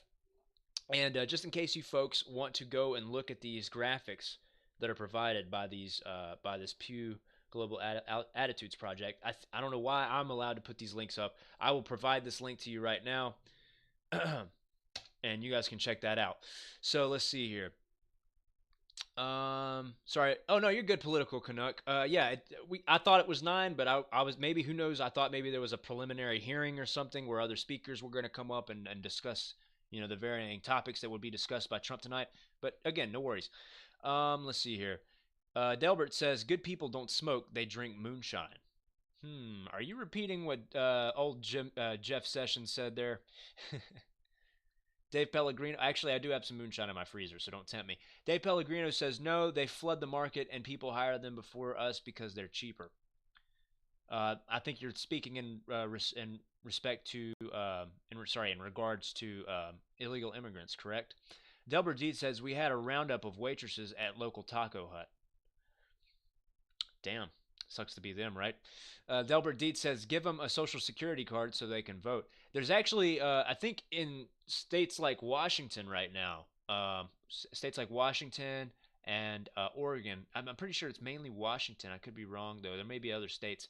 But I'm pretty sure Washington is heading this whole idea that, yeah, these illegal immigrants need to be quickly allowed access to social security cards, to legal identifications, and that way they can't be deported. So we'll see how this all turns out. It's more than likely going to continue to be muddy and murky. The political Canuck says, "I know you've never met me or even know who I am for that matter, but I'd love to get involved in your cause. I really love the idea of this stream, and I think it'd be fun to collab on a stream. This is the only live stream that political intellectuals need." Well, damn, man, that means a lot to me, political. I'd love to collab. I've actually tried to reach out to other YouTubers and live streamers to collab with me. So far, I really only have friends who are interested, but that means a whole hell of a lot to me, and I'd love to get to know you more as a person, man. And I think if you added me on Facebook, we can chat on there or whatever, and we can talk about it. Absolutely, it would be a fantastic situation. I have Google Hangouts, so we can get on Google Hangouts. We can set up a situation where we're both involved on the live stream, and we can chat about things. And hell, it'd be great to involve you so much. I really appreciate that. Delbert Dietz says, "The Iraq people hate us. Not safe to leave compound." Now, may I ask, were you involved in the military forces that invaded Iraq or afterwards? Maybe perhaps a private military contractor. We actually, in the beginning of this live stream, I had a fellow who would come in here for maybe the first 2 or 3 live streams, and he was a private military contractor, and he was actually stationed at the time while being involved in the live streams in Saudi Arabia, ironically enough, and he had a lot of interesting perspective to share with us. So it was great to have somebody in that realm of life and society and career and and career choices to come in and let us know what he thinks. And I've been worried about him because I haven't seen him in quite some time, so I hope he's safe. Alan Partridge says, and if you hear me, I know you know I'm talking about you. I can't remember your damn name right now, unfortunately, and I'm sorry, but if you're out there and you watch the live streams, I'm thinking about you, man. Hope you're all right. Alan Partridge says, "The support in Germany and some other EU countries for the EU to be as powerful as the US, especially since Trump, and I reckon if France are going to stay in the EU, they will want it more militarized." Absolutely, I'd agree with you wholeheartedly, but it's looking like Miss Le Pen will take the presidential win here in the next few months when they have that election. To me, at least, I think so. I read a report not too many days ago that did say that she has been boosted significantly after, especially that what was his name? I think it's Fallon. I could be wrong. It could be the other fella who's running for president, but he made this huge advocacy for he wants Americans and other migrants to come to France. He was like, if you want to leave the country, come to France. And people were like, what? The fuck are you talking about, man? So I think that's given her a boost, especially along with the scandals that have been happening to those two other candidates, those male candidates, Falone, and I can never remember the other guy's name, Alan. Let's see. Sanders says the article reminds me of that Ron Paul has been saying for years. I know. See, Ron Paul is somebody who I wish would have been taken more seriously and wasn't so disenfranchised by our dishonest and bullshit fake stream media. That man, he does have some kooky ideas. Some of his economic policies are a little bit, leave me skeptical. But for the most part, everything that he was about, stop, intervening in other countries' affairs, focus on our domestic issues. He's almost what Donald Trump has made his platform about and what got him elected, if you ask me. And to quote, another YouTuber, David Seaman, he's a highly functioning Ron Paul, Donald Trump. To a certain extent, I have to agree. Absolutely. How do you folks feel about that? Alan Partridge says, it's said like Iraq. I hate it when Americans say Iraq. Iraq. Oh, okay, so it's Iraq. Is that really how it's pronounced? I know, I hate it when people say Iraq. I don't like that either. But I always thought it was Iraq. So am I saying it right when I say Iraq? Okay, so it's Iraq. I don't know. I don't know. I gotta look it up. Is it gonna tell me how it's pronounced? Oh, of course. George W. Bush 20 hours ago on Fox News reports, U.S. troop pullout from Iraq frustrated me. What a fucking wanker. And the fact that you're not in prison frustrates me, you wanker. All right. I'll take your word for it, Alan. You've been right just about every other damn time. I agree, St. Earth. Our friend St. Earth says, I agree, Alan. It's nice when communication is articulate and when words are enunciated correctly. I agree. I'm definitely guilty of not doing that all the time, though, so I apologize.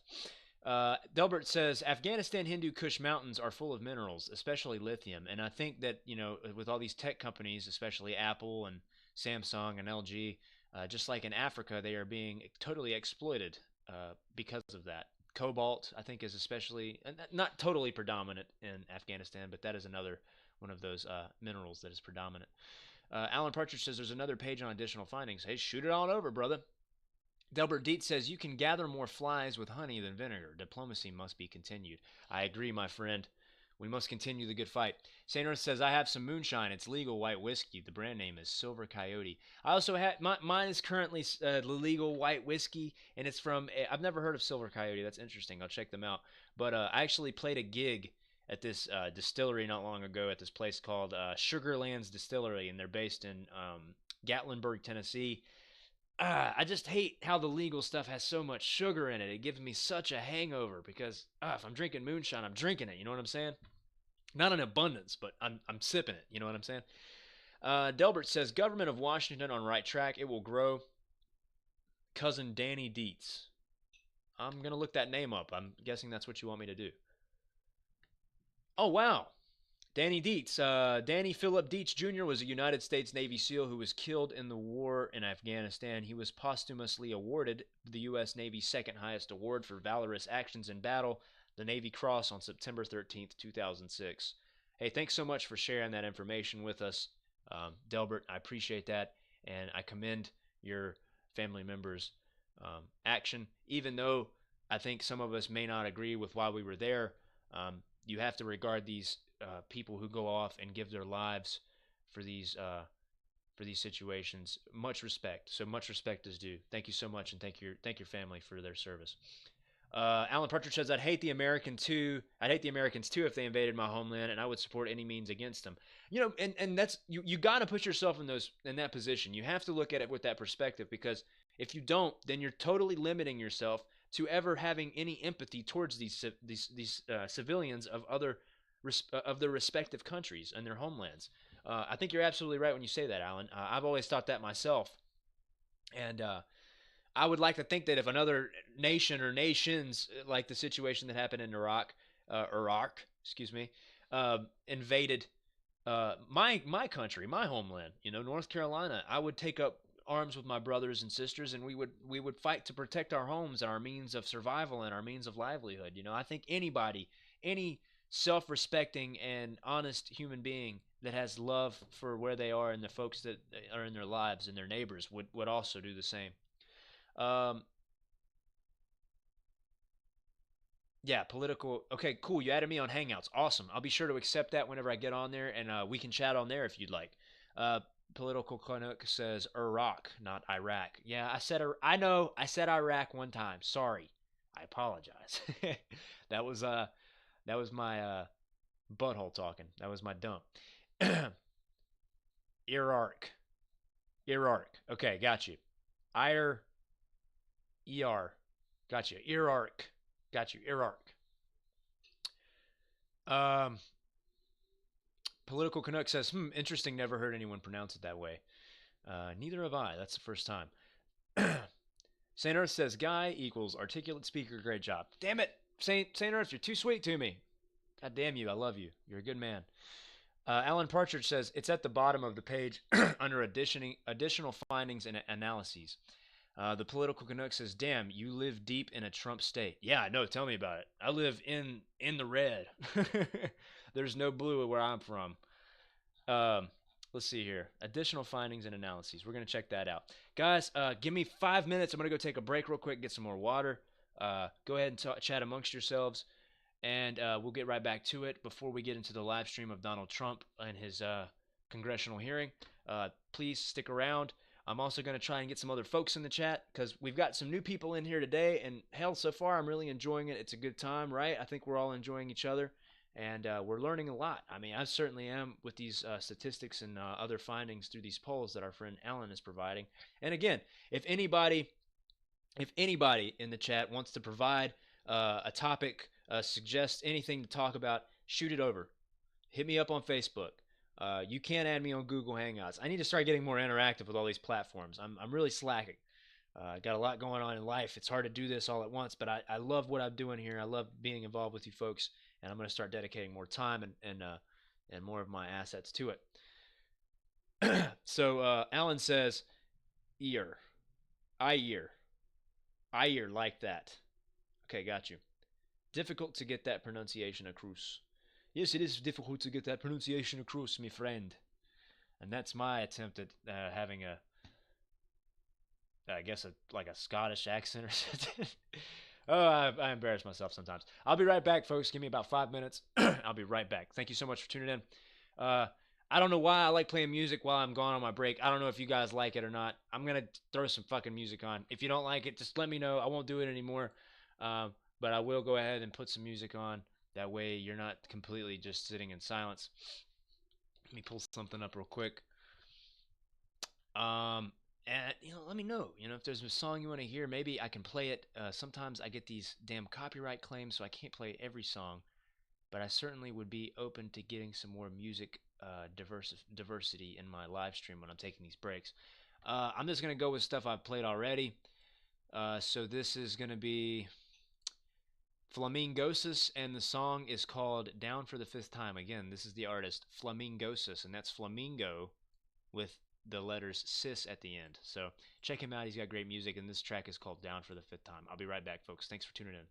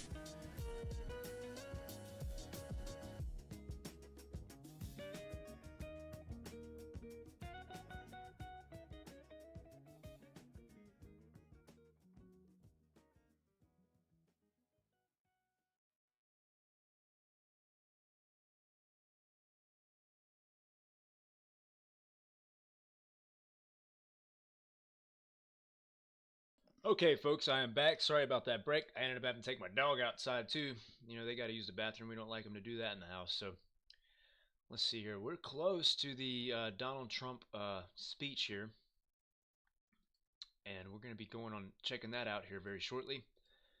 Catch up with the chat here. Thanks for everybody staying tuned. I really appreciate you all. Alan Partridge says, "What the fuck was that accent?" I know, right? Like I said, I embarrass myself quite often. You should know me in real life if you think that's funny. um, so we have this article pulled up, further analysis, and it looks like it came from December 14th of 2009. I wonder what that last one was. Let's see if we can tell us. The one before that was December 16th, 2009. And this one is much longer. I'm definitely going to read through it, Alan. I'm going to leave it pulled up on my browser. And just in case anybody else wants to go check it out too, I will also provide a link here now in the live chat. So thanks again for the very, very, very interesting information regarding public opinions in the various countries, specifically Turkey, Pakistan, Jordan, Morocco, Great Britain, France, Germany, and Russia, as well as America. In regards to the Iraq War, it's going to take some time to get used to, but I'll do it. Let's see here.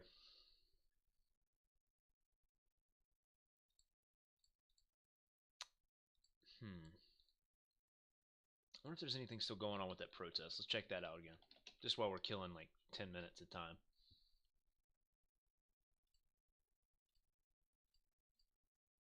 How's everybody been doing, though? That's a good question to ask. Everybody been doing well? Anything new, interesting happen in anybody's life? It's always good to know. What is Fat Tuesday? I've never heard of this. Fat Tuesday. What is this? Fat Tuesday. Oh, it's Mardi Gras. Gotcha. Carnival celebrations. Interesting. Well, that's what you get when you don't know shit.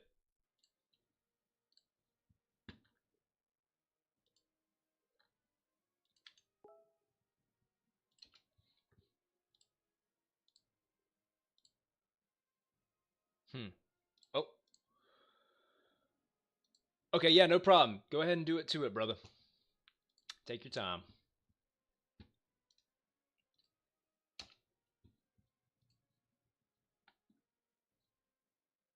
Okay.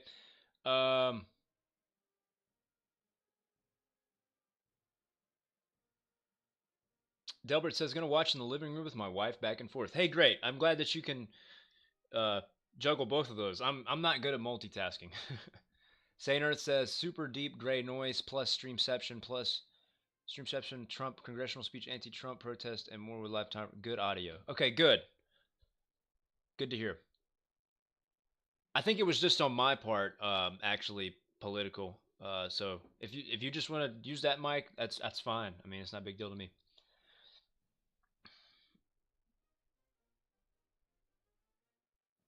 Oh, right. You mean, yeah, Paul Ryan wearing blue, right? I think they're trying to kind of subliminally try to like tell the Democrats, chill, chill. Like, this is our game now. Not much they can do about it. I didn't notice that though. Yeah, we got hell. You even got what's his name, old Texas governor in there with a blue tie. What was that guy's name? God, I'm horrible with names. Trump was considering him for a cabinet position, if I'm not mistaken.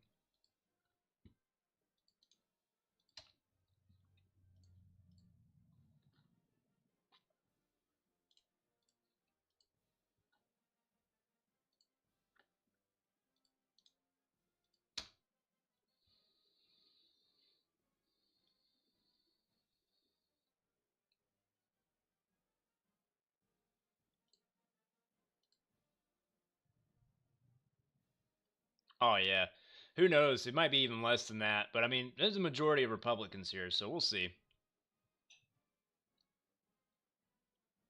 What do you mean timeout, Delbert?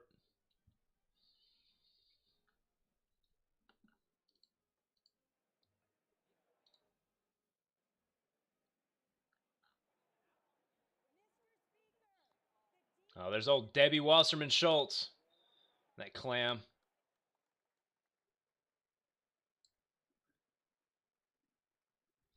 And by clam, I mean sham. See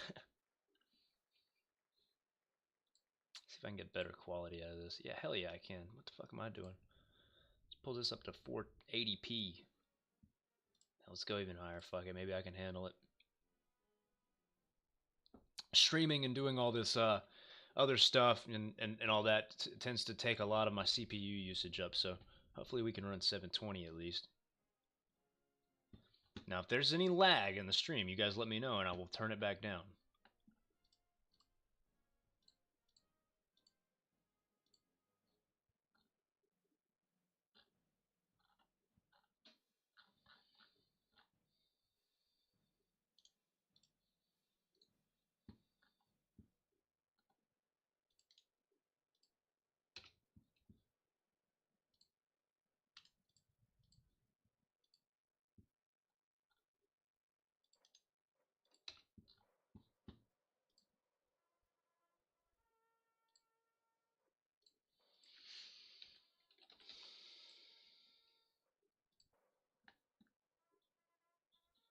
Oh, timeout, you're giving your wife more milk. Well, that's sweet, man.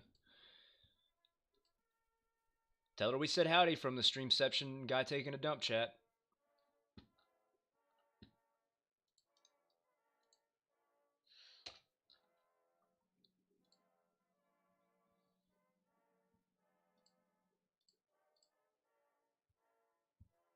I hope there's cookies to go with it. Nothing beats more milk and cookies.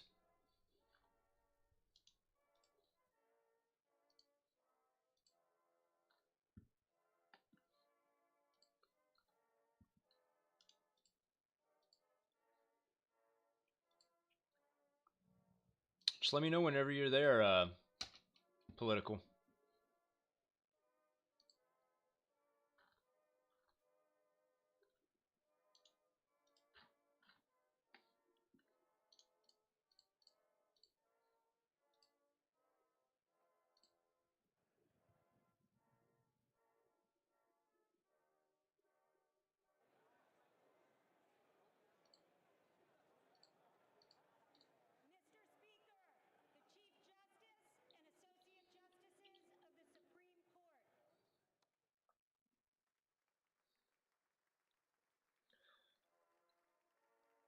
There's that crazy bitch Virginia Fox.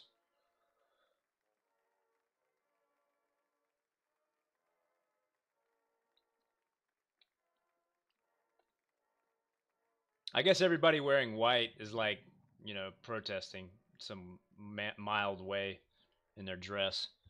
I'm going to go ahead and just make that assumption.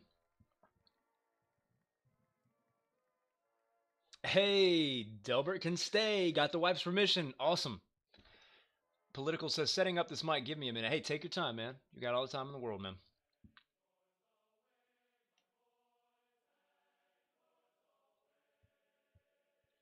I hope I don't catch a, just for the sake of it not happening, I'm going to cut the audio for now. I don't know if that audio is going to give me a copyright claim. Fuck yeah, America, Dave Pellegrino. America, baby. Good old USA.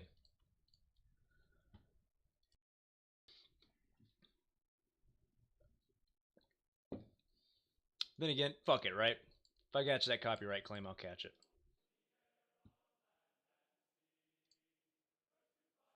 I'll take that claim.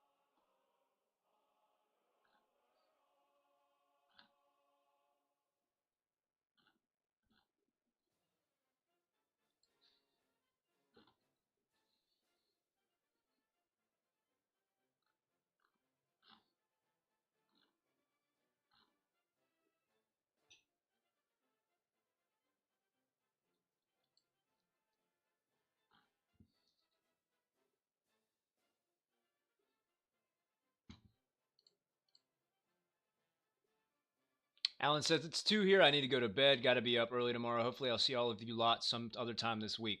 Much love, Alan. Thank you so much, man. Appreciate it. Have a good day tomorrow, man. We'll see you again next time. Hopefully, I'll be in my stream earlier than usual because I know last time I told you that I would be trying to do them earlier, and I was trying to do it at 5 today, but my internet was being shoddy. There is the First Lady.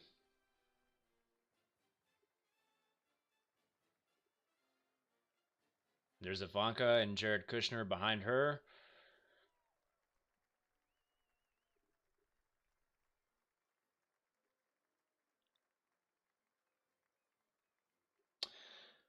Our friend Delbert says the white dresses are protest, I heard, on news. Okay, yeah, that's what I figured. Alan says, oh, it's manly Melania.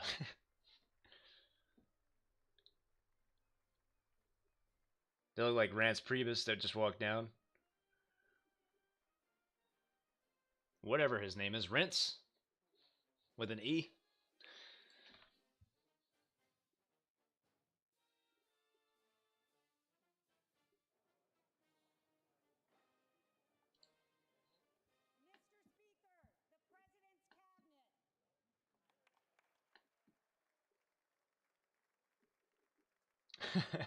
Alan says, look at the jaw, cheek, and nose. She looks like a man in drag. That spent a lot of time on his hair and makeup. I hear you, man. But I gotta admit, she looks a little bit more womanly than old Michelle did. If there was somebody that looked like a man that was the first lady, it was certainly Michelle Obama. She had every feature of a man that I've ever seen on a woman. Just about. But I agree with you, Alan. To a certain extent, she does have manly features. And Sainert says androgyny is on the rise. It certainly is, especially with all this transgender sensationalism.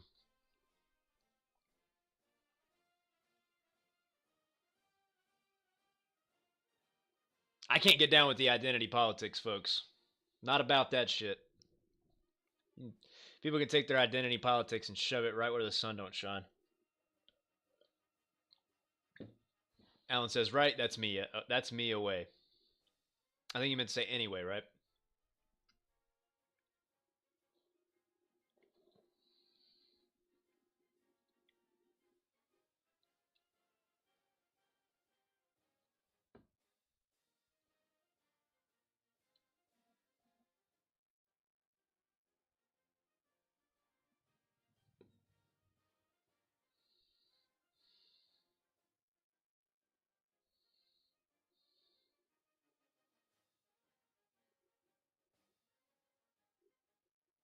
Man, I keep getting all these fucking calls from these telemarketers and shit. Never ends. Never ends.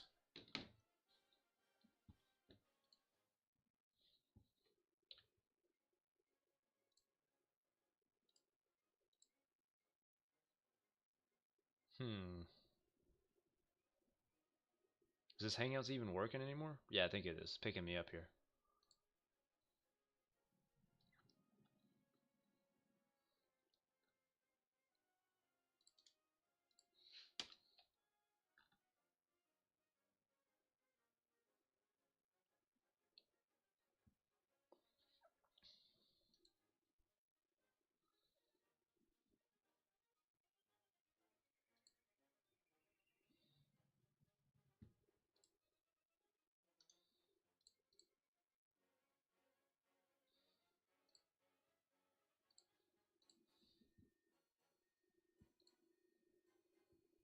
Like a train whistle in that song.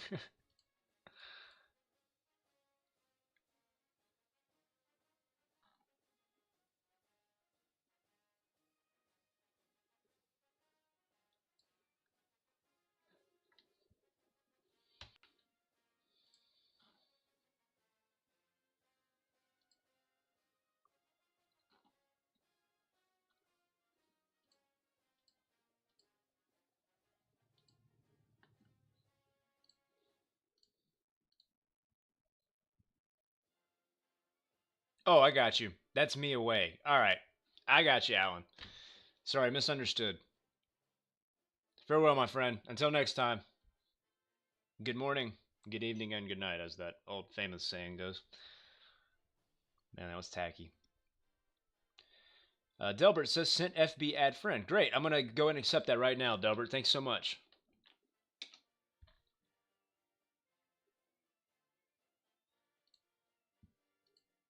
Looks like that's your old pup in the picture there, isn't it?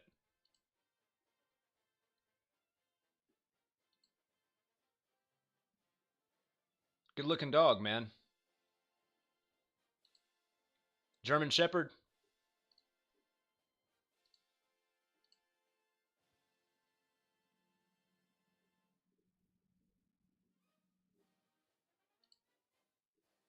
Well, you suggested me some friends too. Cool. I'll send some friend requests to these people.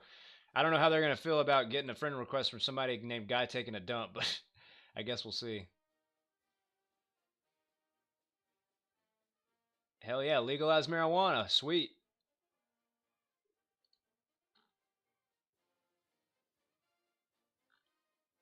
You'll find that a lot of the viewers in here are also marijuana advocates.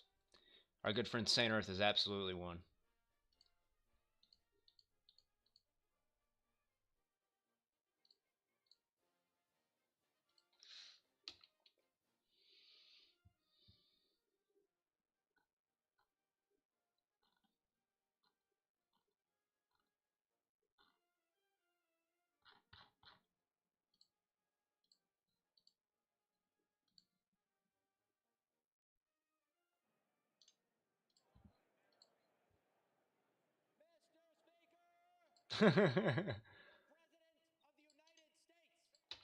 Hey, here's our boy.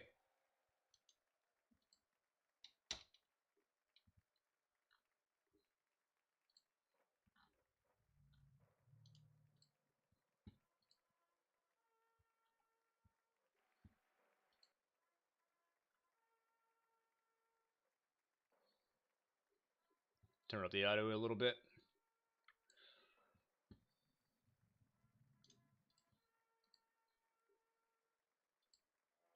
Now talk. You hear me? Hey, great, man. That sounds absolutely fantastic. Fucking right, boy. Yeah, man. It helps when you're not muted. Yeah, absolutely. That certainly will make things a little easier. Wait, man, it's great to hear from you. Streamception, mute the stream, dude. Oh, right. Problem solved. Yeah, sweet. Thank you, Andrew. Sorry, I'm just getting my buddy to fucking help me set up the mic. Tech support. My mic is muted, so it sucks. Hey, sometimes you got to call in the backup, man, especially when it's stuff is flying right over your head. That's certainly happened to me on here before as well, too. Yeah, especially when your fucking basement roommate has a $250 mic.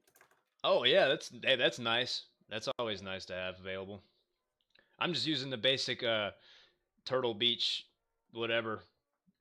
So Oh, yeah. You can have one of those. it works. It works. But yeah, man, it looks like the president has just came out. Looks like we're just getting started. I'm going to set up a stream there so I can.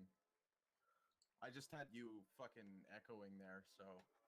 Oh, it's I can cool. mute my stream on there. It's cool. No worries. Austin from. Well, I don't even live in your country, so. Oh wow, where do you live, man? If you don't mind me asking. Southern Ontario. Oh wow, okay, cool. We actually have a lot of people that come in from Canada sometimes, man. We have a friend named Cheryl. She's from she's from Manitoba, I think.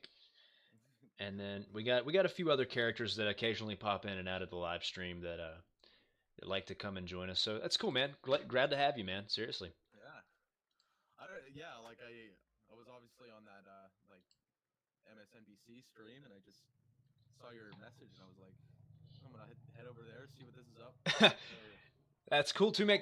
I did see you in there as well. I didn't get to see your message, but I think I saw like some cucks or something in there, like talking shit to you, and they were like, F you Canuck, and I was like, And then when I saw your name pop up in the stream, I was like, okay, interesting. Yeah.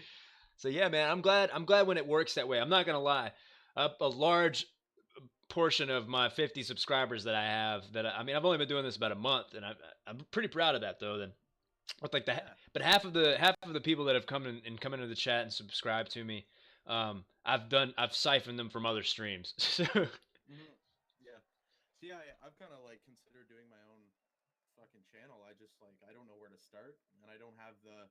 I kind of need to work up this sort of like personality that people would like and find appealing. Oh no, I hear you. But I hear you. then I come to your channel and like you kind of I don't know. I kind of sense that you have that type of thing going on. It's just like a lot on your marketing.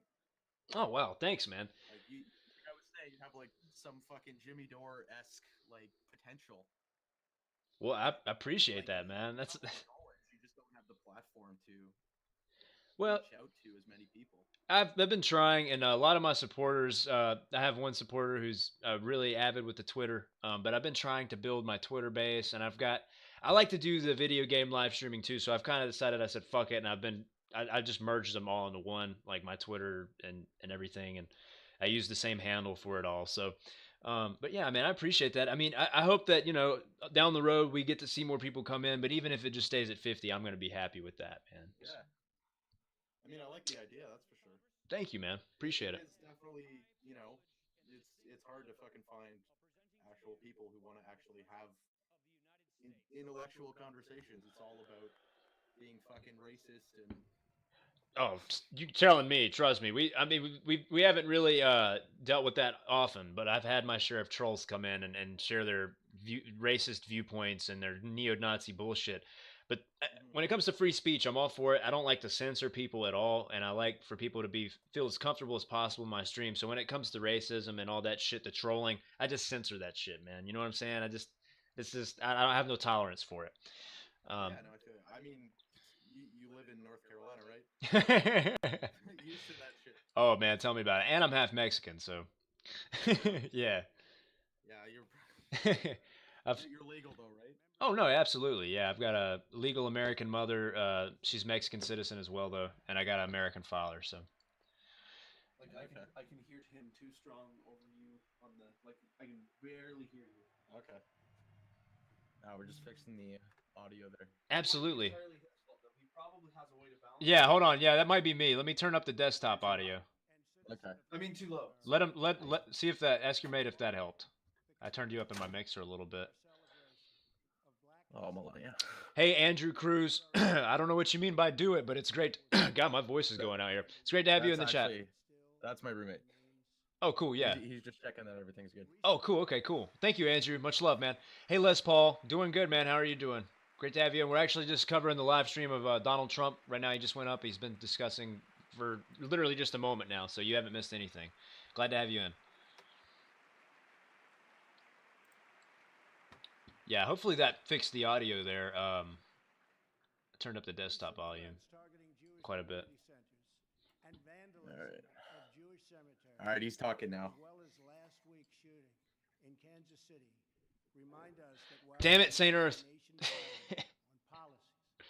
We are a country that stands united in condemning hate and evil in all of its very ugly forms.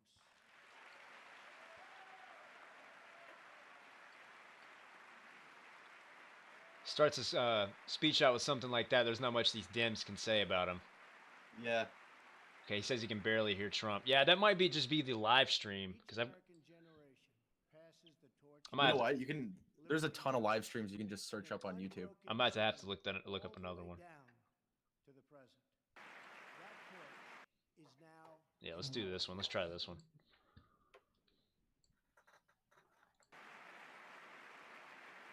I think that was the live stream's fault, certainly. Let's see if this is any better.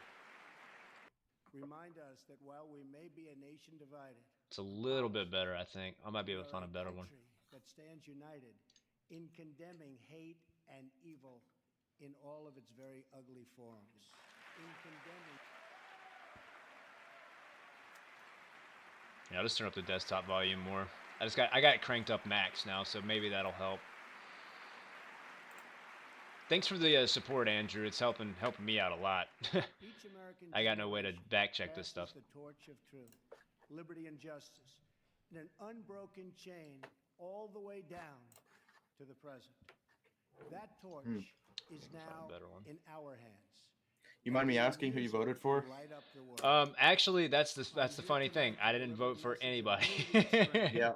I didn't vote for anyone. Honestly, if I were you, like, I'll give you a little background on who I am. Okay.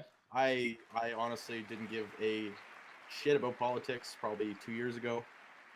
We had our election in October 2015, and I didn't vote because I just wasn't interested, didn't know anything about politics. And then kind of October, November 2015 came around, and that's when Bernie's campaign kind of got going, and I was just inspired. I was studying physics at university at the time. Interesting. And cool stuff, you know, it just kind of, it got to me to such a level that I couldn't do physics anymore. And so I'm kind of pursuing politics now because of Bernie Sanders. That's interesting, man. That's really interesting. I liked a lot of what Bernie Sanders was doing, and it's cool that he influenced you so much to change your major. It sounds like, and to take that notion up, man. I liked a lot about what he was saying and doing, man. But what bums me out most about Bernie, man, is how he bent over to the whim of Hillary and her little cronies. It was pretty disheartening for me, and as well as obviously his constituency base, because that's what lost the election for Hillary Clinton, is what they did to him. If it was Bernie and Trump, pretty sure Bernie would be president right now. Oh, I don't even think that's a question. Like, from the 80,000 votes across the 3 or 4 states that won in the election, like, those would have easily went to Bernie. He had all the policies basically that Trump was preaching, you know, infrastructure and bringing jobs back, kind of a more nationalistic point of view, and like policies. The people from those Rust Belt states, basically, I don't know, they aligned with Bernie, and they would have overwhelmingly went for him. Oh yeah, absolutely. And that would have been the difference. Oh yeah, they definitely had their hands in the election so deeply that it influenced the outcome completely. So you're absolutely right. Mm-hmm. I will not allow the mistakes of recent decades past to define the course of our future. For too long, we've watched our middle class shrink as we've exported our jobs and wealth to foreign countries. It's not even live. I gotta catch this up. Baltimore, Detroit, and so many other places throughout our land. We've defended the borders of other nations while leaving our own borders wide open for anyone to cross and for drugs to pour in at a now unprecedented rate. And we've spent trillions and trillions of dollars. I never thought I'd see this day. Oh right, yeah. Now you're telling me every day since his inauguration, since his win of the election, has been a complete mind fuck for me. I literally thought there was no way that he would become president, honestly. At home has so specifically because the way that the nomination in the Democratic National Party and the committee was rigged in favor of Hillary. I was like, surely she's gonna rig the whole fucking election. Oh yeah.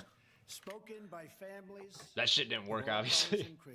Nope. Families who just wanted a Andrew, I am using OBS. I actually just upgraded today to the newest version of it, so some of my settings may not be up to par on the audio levels. The quiet voices became a loud chorus as thousands of citizens now spoke out together from cities small and large all across our country. Finally, the chorus became an earthquake, and the people turned out by the tens of millions, and they were all united by one very simple but crucial demand: that America must put its own citizens first. He is keeping his promises, I'll give him that. Yeah, absolutely. He's definitely staying true to his campaign promises. Great again. Oh, I'm still remembering. Do what? Sorry, go ahead. No, you go right ahead. You're fine. I'm remembering the day when the first executive order for the Muslim ban came in, and you know, I'm seeing pictures of Pearson Airport, which is in Toronto, like our biggest city, and it's saying if you have a passport, or they're taking people with passports from certain countries are not allowing you to travel to the U.S. Right, yeah. It was shocking. Like, We actually covered that extensively whenever those airport protests were going on, and I think if you go back and watch that one, you can get some of my views and some of the other viewers' views on it. I just at first I kind of was pushing the wrong idea because I wasn't exactly totally read up on it when we started covering it, but then I went back and kind of corrected myself. But you know, it's a temporary ban, and it was based off the predeterminations made by the Obama administration. It's not trying to say that they're right. They certainly are. Pretty depraved in the fact that they're directly targeting folks from and majorities from those certain countries, but they are countries with a very large majority of extremists, and they do have those issues there at hand. And even today, I was reading a report that in Iraq, that ISIS fighters leaving Mosul are actually embedding themselves within streams of the refugees leaving the city. So, you know, there is some truth to the idea that these extremists are kind of embedding themselves within the bodies of refugees, and then they're going to other countries, especially within Western Europe and stuff. So I do believe his intents are good, and they're not strictly to target people by their ethnicities, even though that's what it's ended up being. I don't think that it's solely because of that, though. But I do agree with you. You know, it's pretty disparaging to a certain extent. Yeah, I don't know. That is a controversial view. Absolutely. For sure. Yeah, I know. We have placed a hiring freeze on non-military and non-essential federal workers. We have begun to drain the swamp of government corruption by imposing a 5-year ban on lobbying by executive branch. See, I'll be honest, the scariest thing isn't, I don't think, a President Donald Trump. It's more so the majorities in the Senate, Congress, all the state houses, and then now they're getting that, you know, majority Supreme Court pick. Oh, right, yeah. Like Neil Gorsuch, yeah. On becoming lobbyists for a foreign government. We have undertaken a historic effort to massively reduce job-crushing regulation. Some of his cabinet picks are certainly questionable. Inside of every government. Who would be your most questionable pick? The Secretary of Education, Betsy DeVos. I don't understand that. It kind of pisses me off. Education's something that's very important to me, and I think is integral to advancing a society in a positive direction. You know. But yeah, absolutely. I don't think charter schools, certainly, they're not in favor of the proper idea of enlightenment that is beneficial for all the citizens of society. The regulations that threaten the future and livelihood of our great coal miners.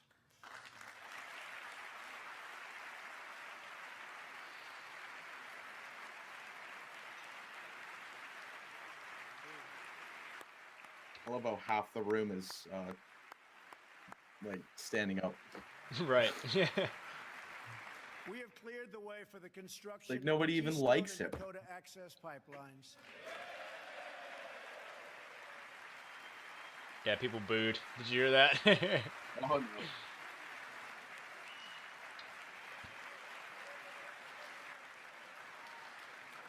It's probably the closest Bernie Sanders has ever got to him. And I've issued a new directive that new American I gotta love hate with Bernie.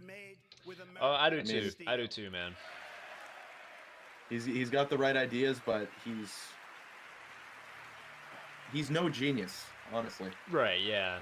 I mean, he governed. He was senator to a state, which is, or was he governor? I'm pretty sure he was governor as well. But I believe he was a senator for Vermont. So very small. I mean, one of the smallest states in the country. Yeah. So I mean, his ideas of economics were a little far-fetched in some cases. And with the help of Prime Minister Justin Trudeau, we have formed a council with our neighbors in Canada to help ensure that women entrepreneurs have access to the networks, markets, and capital they need to start a business and live out their What's up, Robert? financial dreams. Bruh. Hey, Robert. Glad to have you in, man. Got my friend Political Canuck in the Google Hangouts with us, discussing the Trump congressional speech right now. To protect our citizens, I have directed the Department of Justice to form a task force on reducing violent crime. I have further ordered the Departments of Homeland Security and Justice, along with the Department of State and the Director of National Intelligence, to coordinate an aggressive strategy to dismantle the criminal cartels that have spread all across our nation.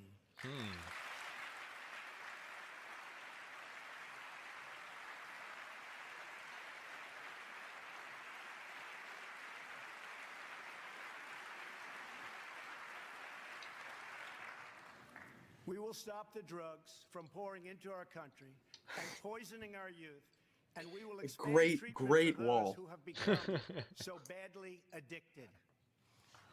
Yeah, I've definitely, a wall is questionable if it will help stop anything. Obviously, they build tunnels like sons of bitches down there, getting their drugs and trafficking humans. But I think still, either way, the fact that he does want to take an approach to reform immigration to make it so it's easier for them to get here in the legal fashion instead of having to resort to being trafficked here is to some extent positive. But that's tough to do, just like healthcare. I mean, that's another really taboo topic where a lot of people are going to be on the fence about it.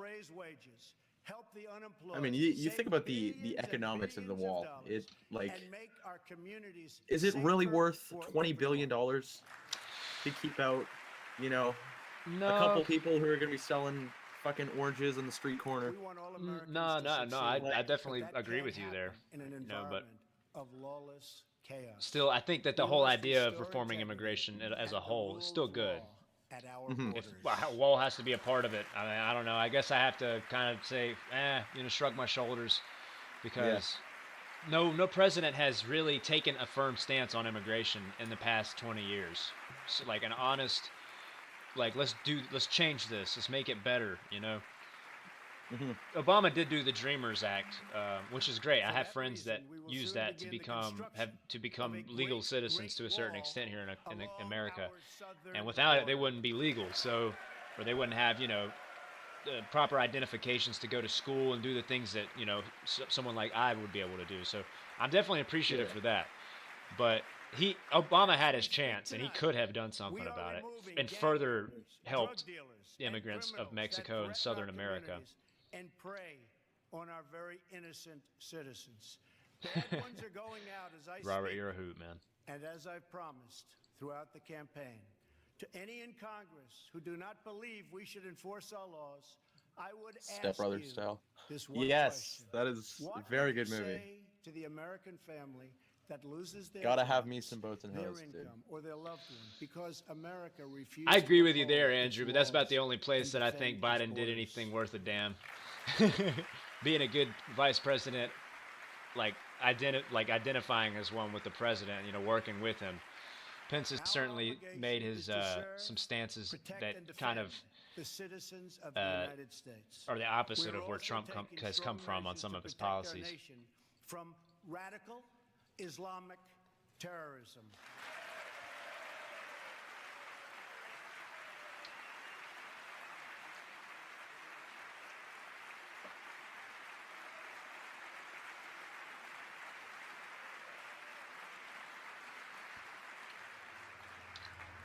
According to data provided by the Department of Justice, the vast majority of individuals convicted of terrorism and terrorism-related offenses since 9/11 came here from outside of our country. We have seen the attacks at home, from Boston to San Bernardino to the Pentagon, and yes, even the World Trade Center. We have seen the attacks in France, in Belgium, in Germany, and all over the world.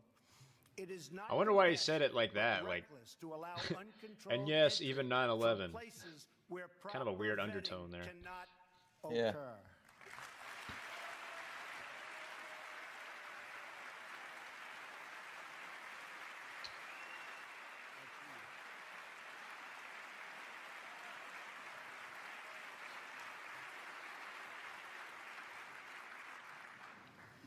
Those given the high honor of admission to the United States should support this country and love its people and its values. We cannot allow a beachhead of terrorism to form inside America. We cannot allow our nation to become a sanctuary for extremists.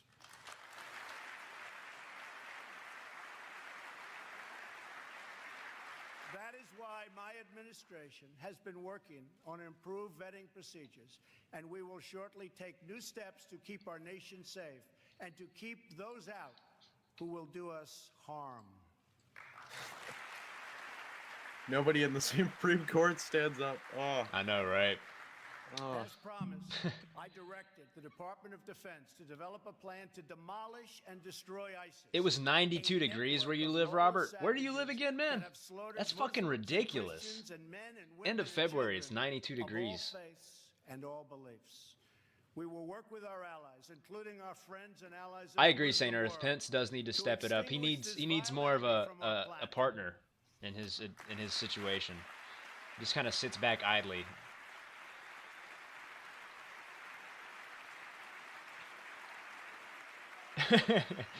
Yeah, that's pretty funny, Andrew. Damn, west side of Florida. I have also imposed new sanctions on entities and individuals who support Iran's ballistic missile program and reaffirmed our unbreakable alliance with the State of Israel.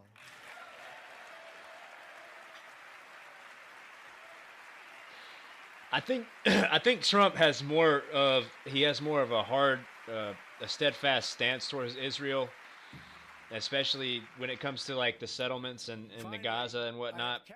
And I think the only reason he really is taking the more of a, you know, we got to be their ally is because of the evangelicals that helped him get elected. Yeah, I'd agree with that. I don't know. It didn't really seem like he knew what he was talking about in that press conference, though. With BB. Yeah. Yeah. I support whatever works. That's basically what he said. I am greatly honored to have Maureen Scalia with us in the gallery tonight. Well, you know, not only that, Israel has shown that they're not really going to budge and compromise on any kind of deal at all. They're not going to agree to a two-state solution, and they're certainly not going to just not settle. You know, they're going to settle wherever the fuck they want. Even down in Syria near the Golan Heights, they've made settlement movements. Thank you, Maureen.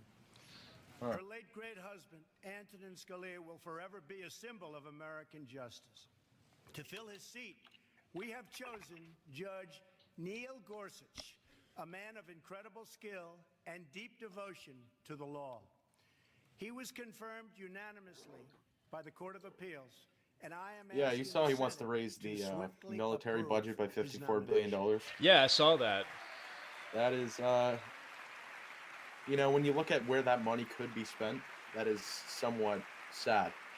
I agree, but then the only reason that I think that it may have a good context to it is because the governments of the world, such as China and Russia, they are expanding their military and advancing their technologies vastly. And we've been really funneling way too much of the budget that we could have been putting into our military, into projects like the F-35, as well as other countries' budgets too. So I think to a certain extent, with the cuts that he plans to make on the F-35 project, as well as the airplane that Boeing was developing for him, that money is going to be there. But I agree with you. Where that money could be spent, there's a lot of places, you know.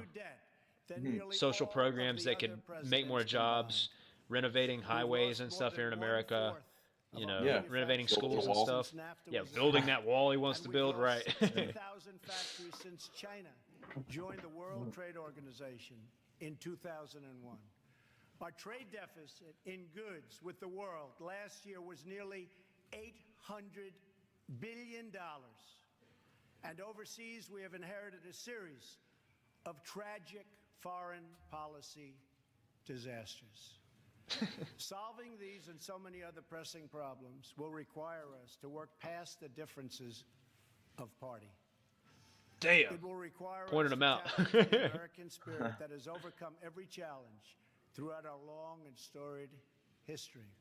But to accomplish our goals at home and abroad, we must restart the engine of the American economy. Shout out to Harley. Making it easier for companies to do business in the United States. Right, yeah. Harley and Davidson, baby. Much harder for I'm wondering, is your companies to stream leave slightly our behind country. mine or slightly ahead?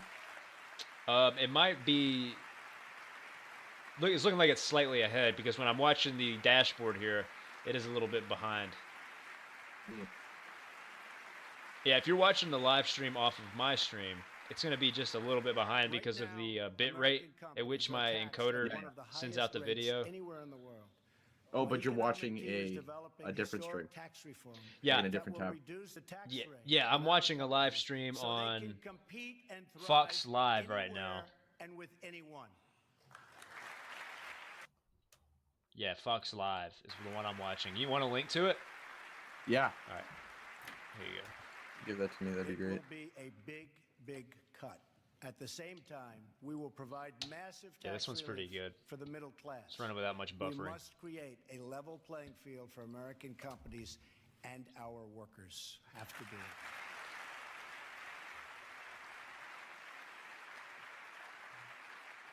Currently, when we ship products out of America, many other countries make us pay very high tariffs and taxes. But when foreign companies ship their products into America, we charge them nothing or almost nothing. I just met with officials and workers from a great American company, Harley Davidson. In fact, they proudly displayed 5 of their magnificent motorcycles made in the USA. Yeah, maybe this one's lagging. So now I'm seeing where the shout out to Harley was. Yeah, okay. This has got to be Fox's fault then. Yeah, every time it comments it, you're probably like, what's he talking about? At our meeting, I asked them, how are you doing? How is business? They said that it's good. I asked them further, how are you doing with other countries, mainly international sales?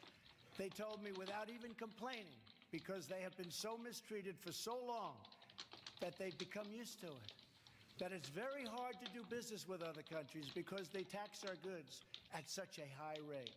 They said that in the case of another country, they tax their motorcycles at 100%. They weren't even asking for a change, but I am. I believe.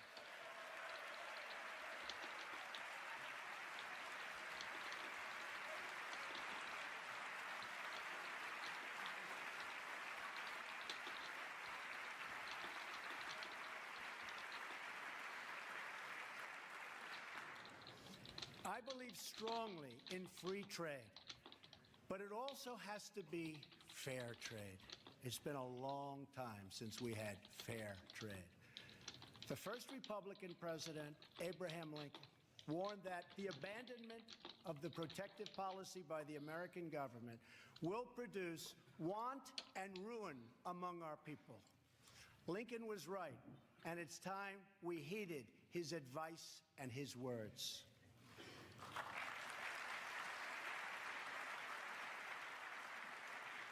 I am not going to let America and its great companies and workers be taken advantage of us any longer. They have taken advantage of our country no longer. That's basically the one stance that won in the election. Pretty much, yeah. Bring back millions of jobs. Protecting our workers also means reforming our It really struck the system blue-collar of workers. legal immigration. Yeah. The middle class, you know. Whoops. The current outdated system depresses wages for our poorest workers and puts great pressure on taxpayers. Nations around the world, like Canada, Australia, and many others, have a merit-based immigration system.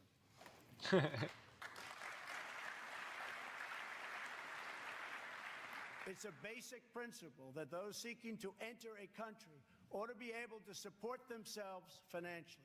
Yet in America, we do not enforce this rule, straining the very public resources that our poorest citizens rely upon.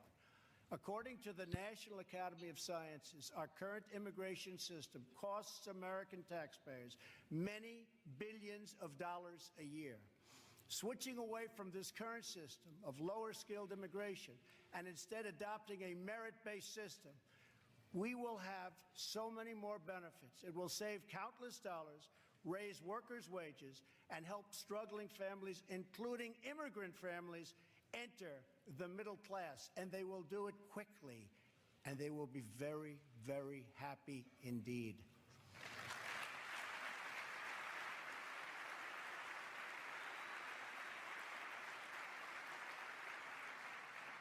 I believe that real and positive immigration reform is possible as long as we focus on the following goals: to improve jobs and wages for Americans, to strengthen our nation's security, and to restore respect for our laws. If we are guided by the well-being of American citizens, then I believe Republicans and Democrats can work together to achieve an outcome that has eluded our country for decades. What are your feelings towards assimilation in regards to immigration? I'm not even sure what assimilation means. Well, you know, in the context that, say, an immigrant from Mexico, just since that's what he's basically specifying, somebody that wants to come into the country but not really adhere to the cultural standards and basically live the same life that they lived in Mexico here, even though the standards are obviously different. That is pretty interesting. I can kind of relate that to, I don't know, you have to understand Canada is a very different kind of society, especially on university campuses. Right. You kind of, in the Middle East. All the while you have to respect the culture of which they come from, but there has to be, because you're giving them the service of giving them residence and freedom to speak about their culture, they kind of have to be expected to somewhat live in the society in a cohesive manner. Right. They want to come to this country, they need to contribute to this country. They can do whatever they want. Culturally, you know, they can do whatever they want, but right, they need to contribute to our country because Absolutely. we are giving them, like, you know, my country's taken 40,000 Syrian refugees. They're coming here, and we're basically telling them, like, you need to, like, we're giving you houses and we're paying for your food, and the taxpayers are paying for your food. You need to contribute to this country. And then when Syria becomes more stable, we don't want you going back. We want you to contribute here and help our citizens out because we're giving you all of these things. Right. Immigration is probably my least strong subjects of, you know, argument. Right, I got Can't argue immigrant. It means a lot less to me, especially where I'm from. Well, you do. I'd say that Canada does have a pretty solid immigration policy, but I just read a report today saying I think the town was called Eugene. I can't be too sure, but it said that there was a lot of African and Southern American immigrants that were here in America illegally, now moving to Canada through this town. Oh, yeah. And they're trying to escape. Right, because they're afraid of the deportation, persecution that they'll face by Trump's administration. I heard that, you know, even if you are from South America and you're living illegal and you came through Mexico to get into the States illegally, they're going to just put you back. When they deport you, they're just going to put you back into Mexico. Right. Well, whether you're from Venezuela, Colombia, or not. Right. I think the immigration in Mexico is even more staunch than it is here in America in regards to that, because if they get caught in Mexico, even just trying to immigrate to America, they'll throw them back, you know, over the southern border of Mexico as well. And I think that's what's also contributed to a lot of, Trump's rhetoric in regards to the immigration. But I just what I was getting at with the assimilation is that it's just we've got some viewers as well that if they were here, I'm sure they would say, they've interacted with a lot of these immigrants who just do not have any semblance of assimilation at all, even to the slightest degree, and they just only want to speak Spanish. They only want to, like, another problem specifically that I know that people deal with around my area is a lot of immigrant workers. Like, one issue in specific is, like, in Mexico, I guess it's okay socially and proper for you to use the restroom out in your front yard, like, for everybody to see. And a lot of people that hire immigrants around this area, and I've heard as well reports in other areas, that like, workers will go out and actually use the bathroom in employers' yards, specifically pertaining to, like, people who are referred to as installers. Like, they go and install, like, buildings, and they'll build these steel buildings and stuff. Like, people will find them that employed the installer, their employees, out in their yards using the restroom, and, like, it's just, that's not culturally appropriate. You know what I mean? Like, Yeah. and it might be because they're not used to just asking somebody if they can use their restroom, and they're just used to that. But that's kind of my point, is, like, when you come here, there's certain things that you should take into consideration, and, that's just one small, example. See, that's what I mean. Like, I'm terrible at arguing that because I haven't heard, like, stories like that. Right. Maybe, it's because I'm not kind of subjected to that. So right. All I know is I hope that the Syrian refugees, I think that it's great that Canada has been so warm-hearted and welcoming to them. I just hope that there isn't more attacks like we saw in Quebec, even though I know that wasn't a terrorist. Well, it was a terrorist, No. but it was a homegrown terrorist. It was a Canadian terrorist. I believe it came out that he was actually a white guy. No, The that's what I person mean. that you're talking. Yeah, Oh, okay. he was a white male, a Canadian citizen, but I'd still consider that a terrorist. He went out and caused Yes, people harm absolutely. and terrorized them. I hate how that definition is so limited to just people from the Muslim world. faith. Yeah, that's not right. I just hope that more attacks like that don't happen, or even vice versa.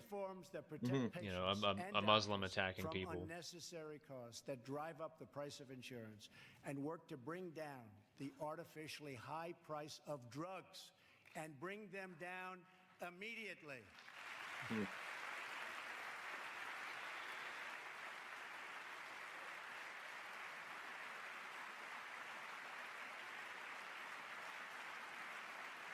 See, healthcare is definitely an interesting.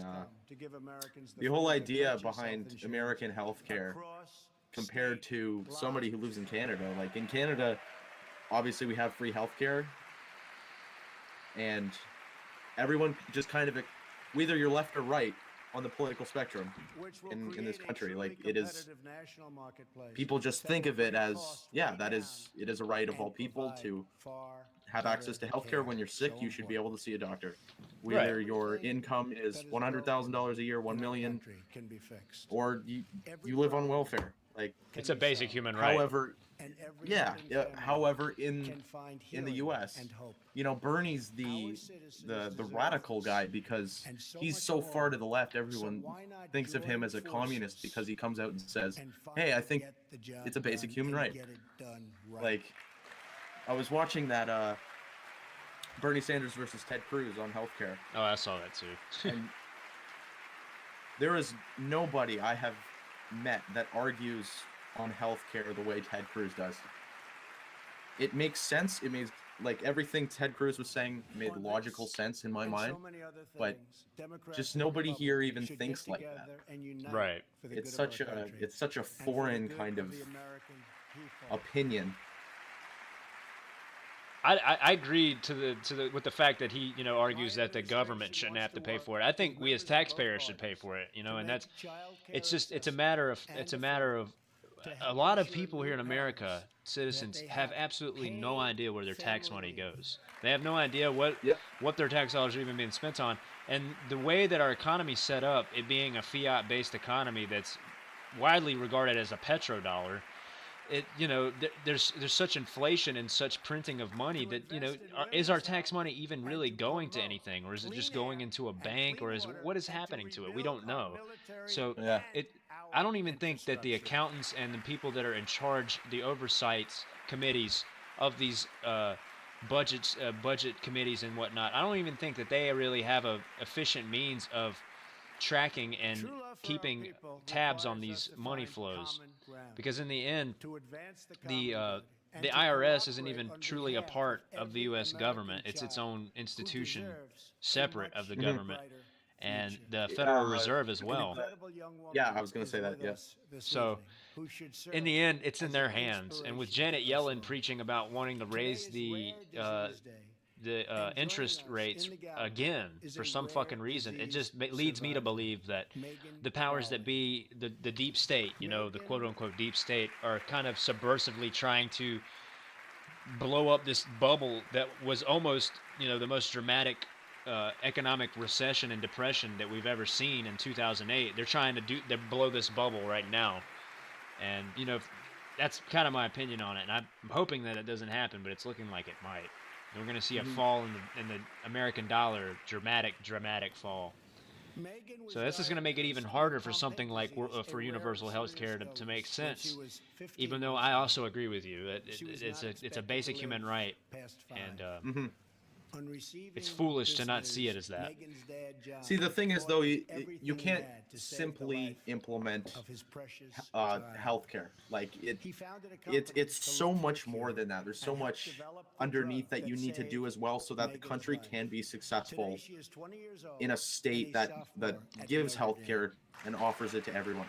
Right.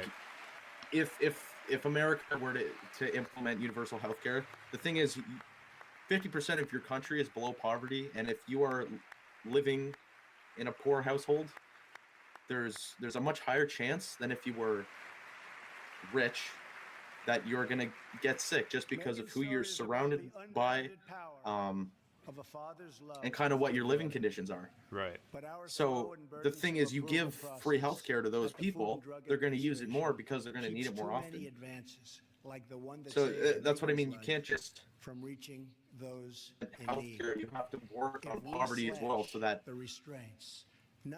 people won't need it. Right. Absolutely. It should be there, but there's so much more that needs to happen so that the United States literally doesn't go bankrupt.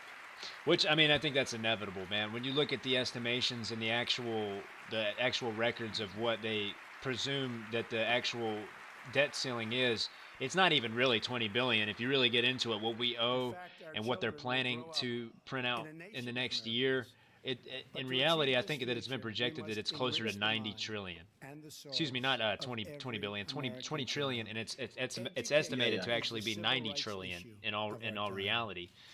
And that's just, I mean, I don't think that any government in the world ever, and governments combined, has ever owed that much money out to not only institutions and welfare states or social programs, but also other countries who have loaned them money, It's a bad situation we got here in America, and I think it's primed and ready to explode anytime soon. That's why, Yeah. under the Trump administration, it's going to be interesting to see if he can succeed, and if he can make it, if he can even just push it back from happening anytime sooner, then that's good. So I don't know, man. It sucks that he's our last hope, but he is.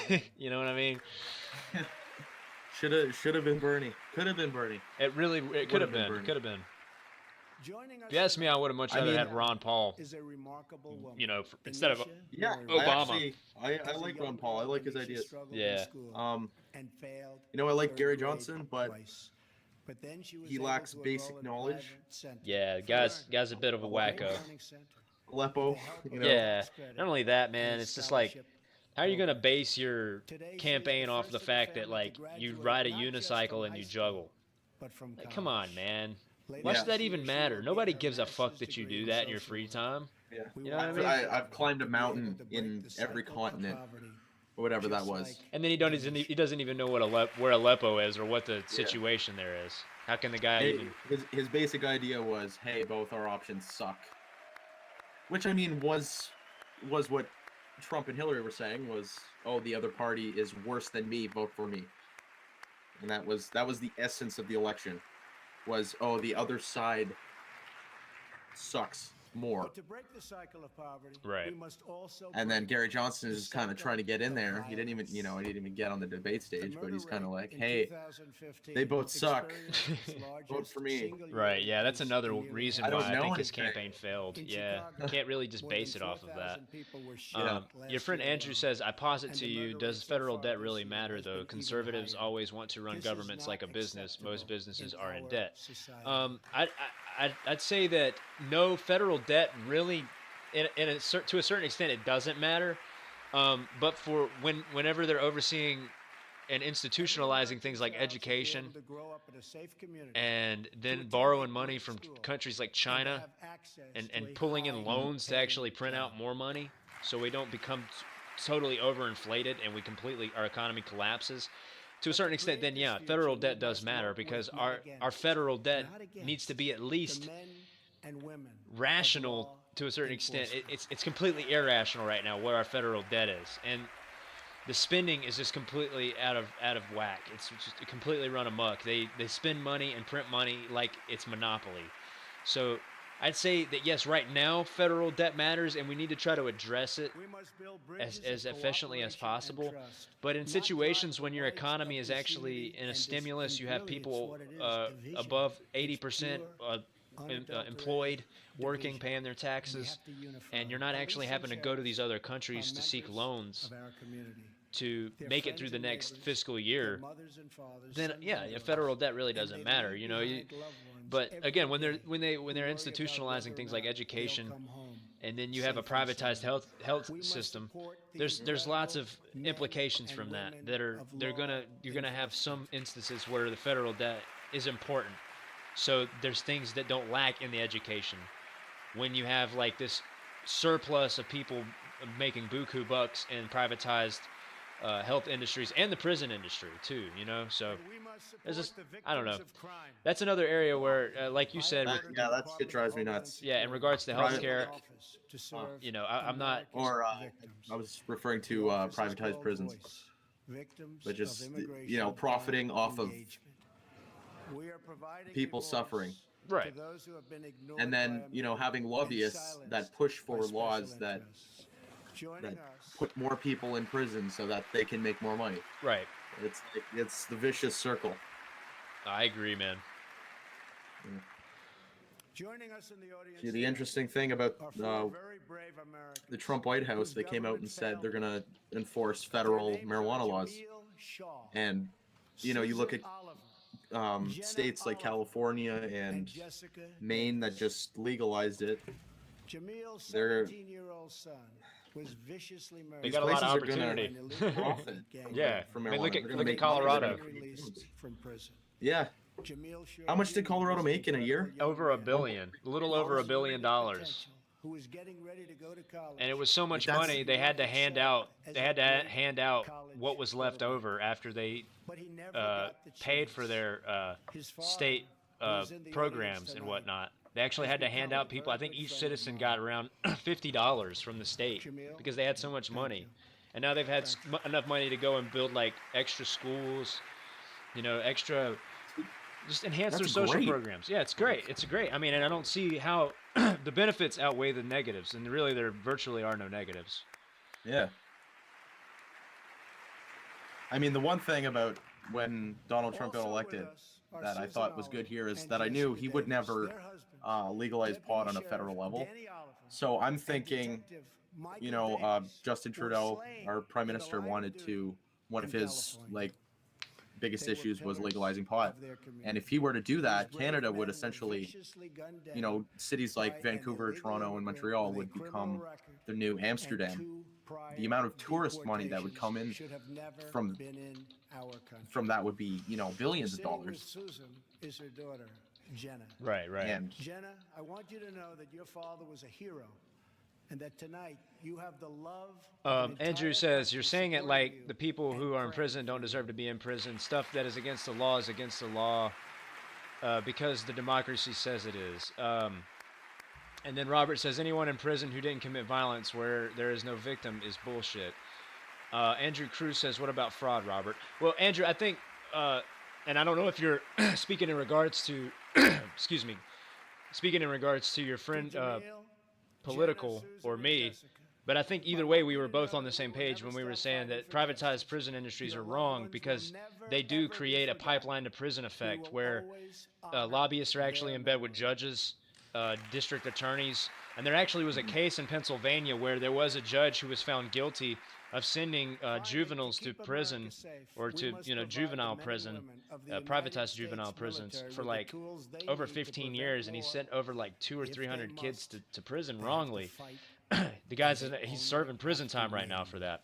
I don't think Political was intending to make it sound like people who are in prison don't deserve to be in prison. There certainly are. Prison is there for a reason, And people who commit violent acts should be in prison. The way I refer to that is what percentage of the American prison population is for non-violent drug offenders? Right, yeah, that specifically, I agree. Had a joint, and they're in there for 5 years. Like, those people shouldn't be in prison in the first place, and these private prisons are making money off of those people. Right. In American history. For something they shouldn't suffer for or go to jail for in the first place. Yeah. Our veterans have delivered for this nation, and now we must deliver for them. Oh, we got some white shirts standing up.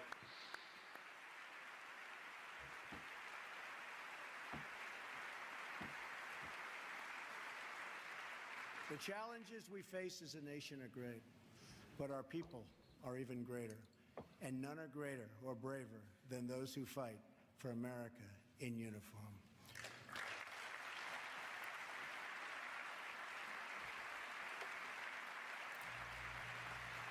Got to talk about the troops.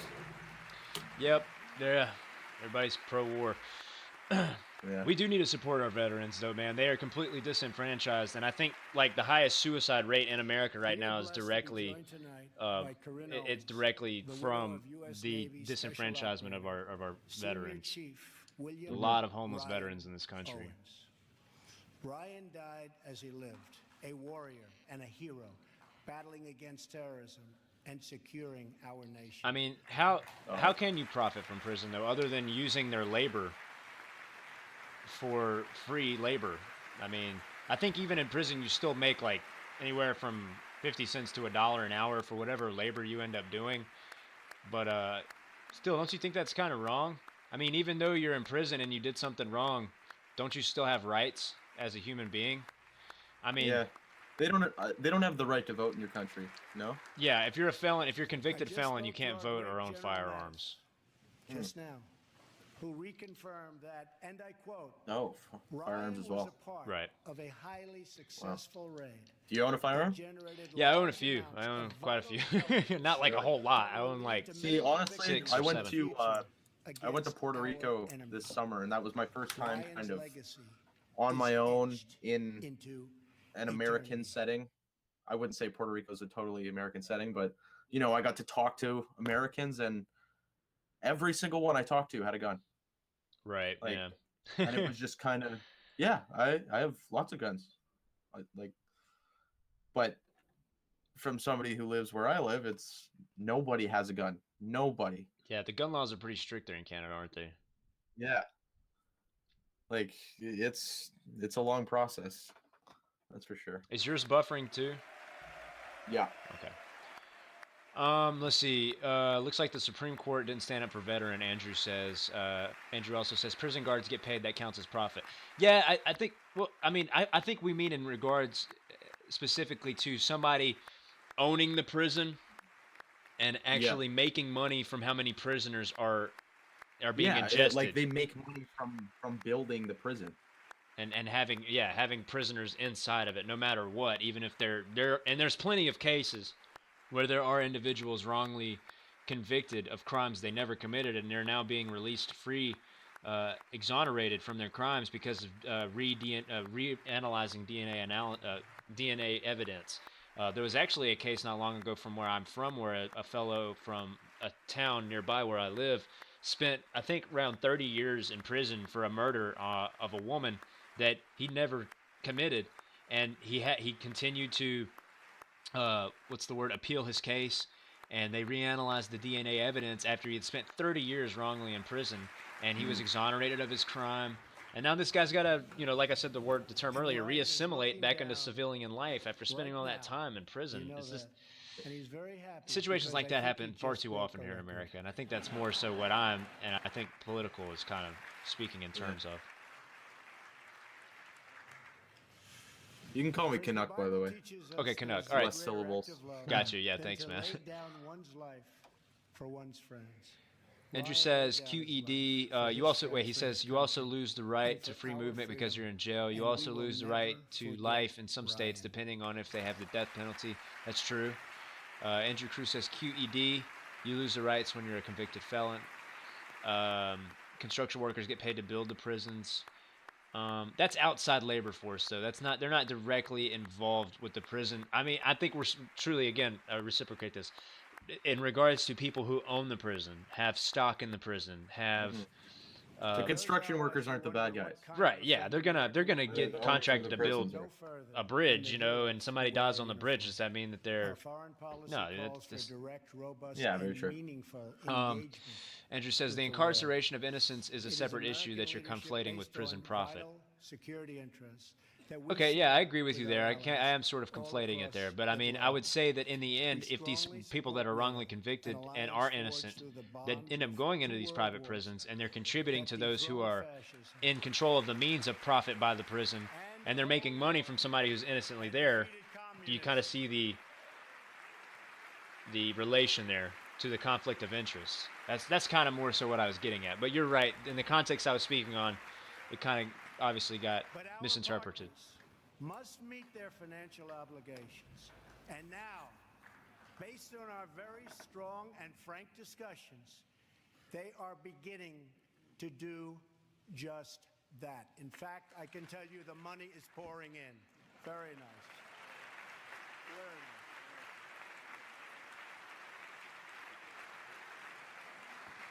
nice. We expect our partners, whether in NATO, the Middle East, or in the Pacific, to take a direct and meaningful role in both strategic and military operations and pay their fair share of the cost, have to do that. We will respect historic institutions, but we will respect the foreign rights of all nations, and they have to respect our rights as a nation also.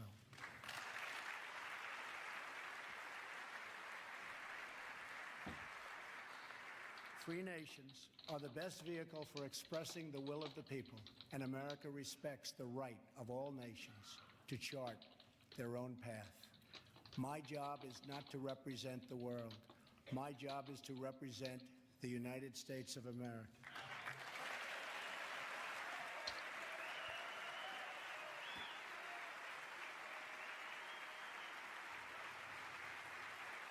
Who are those white shirts you were referring to earlier?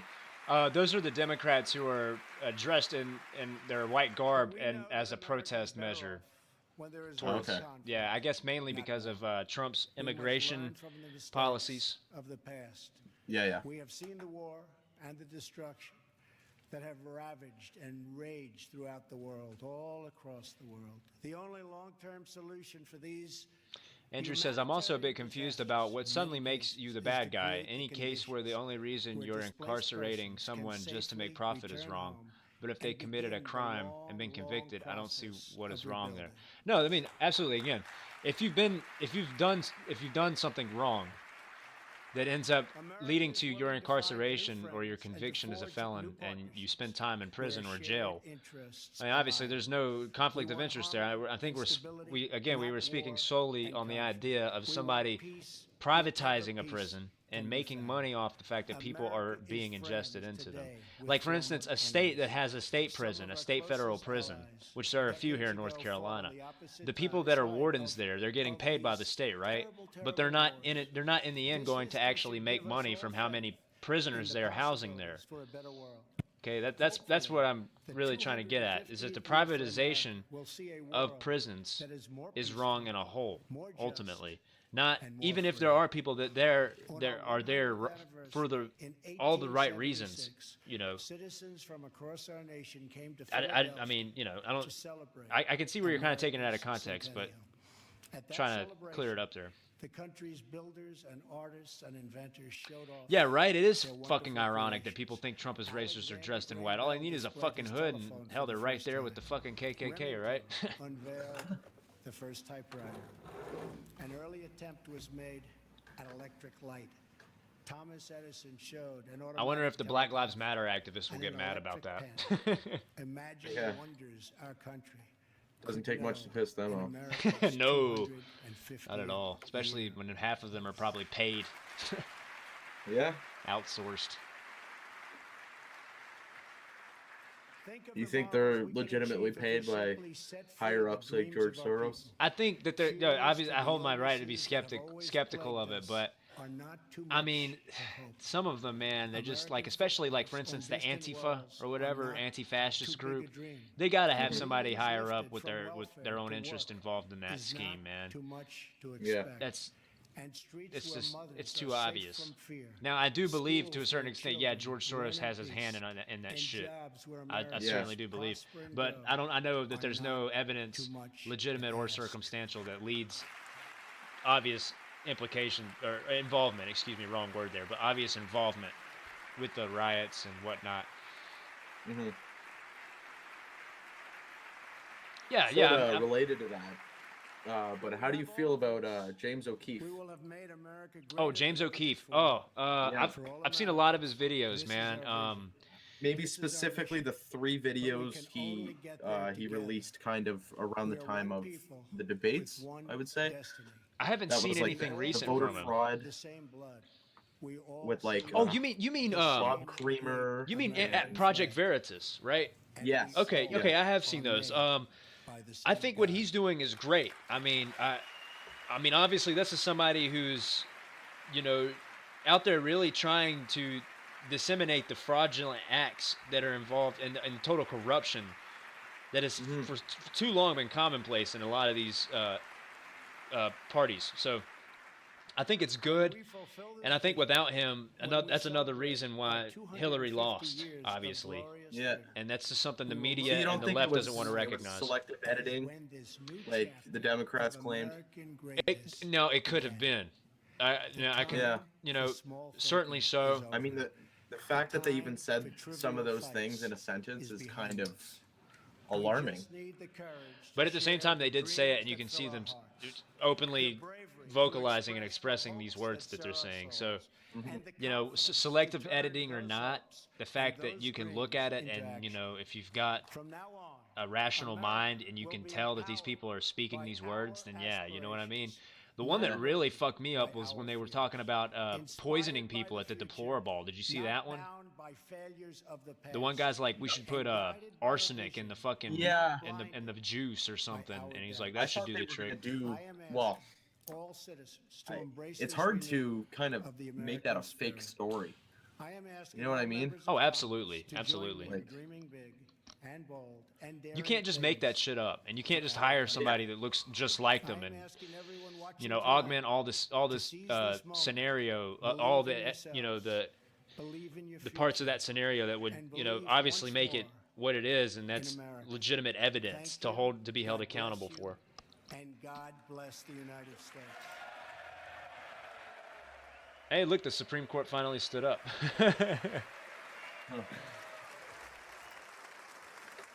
Yeah, at the end. Right at the fucking end. Oh, and all the Dems are like, let's get the fuck out of here. Yep. I mean, I just got to make this known too. I'm absolutely against partisan politics, and the fact that they're not even slightly interested in trying to work with him at all. Some of these Democrats, it's just it's a blasphemy to their own political office holdings. I mean, like why not fucking resign then? I mean, he's not going to be impeached anytime soon.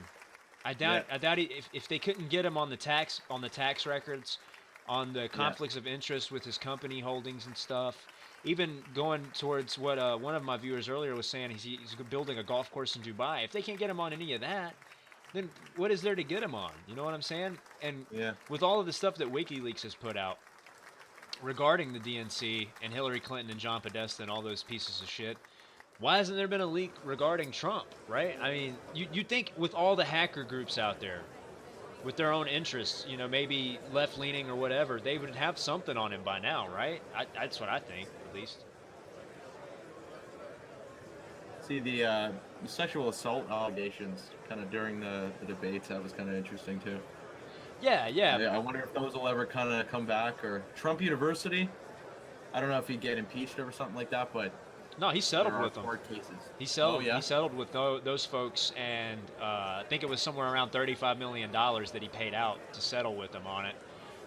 Which I think in the end it was around $55 million that he was being accused of screwing people out of. But I mean, in the end, it's the legal system, and they deemed it. They obviously, the people that were affected by it deemed it it was, you know, well, not necessary, but it was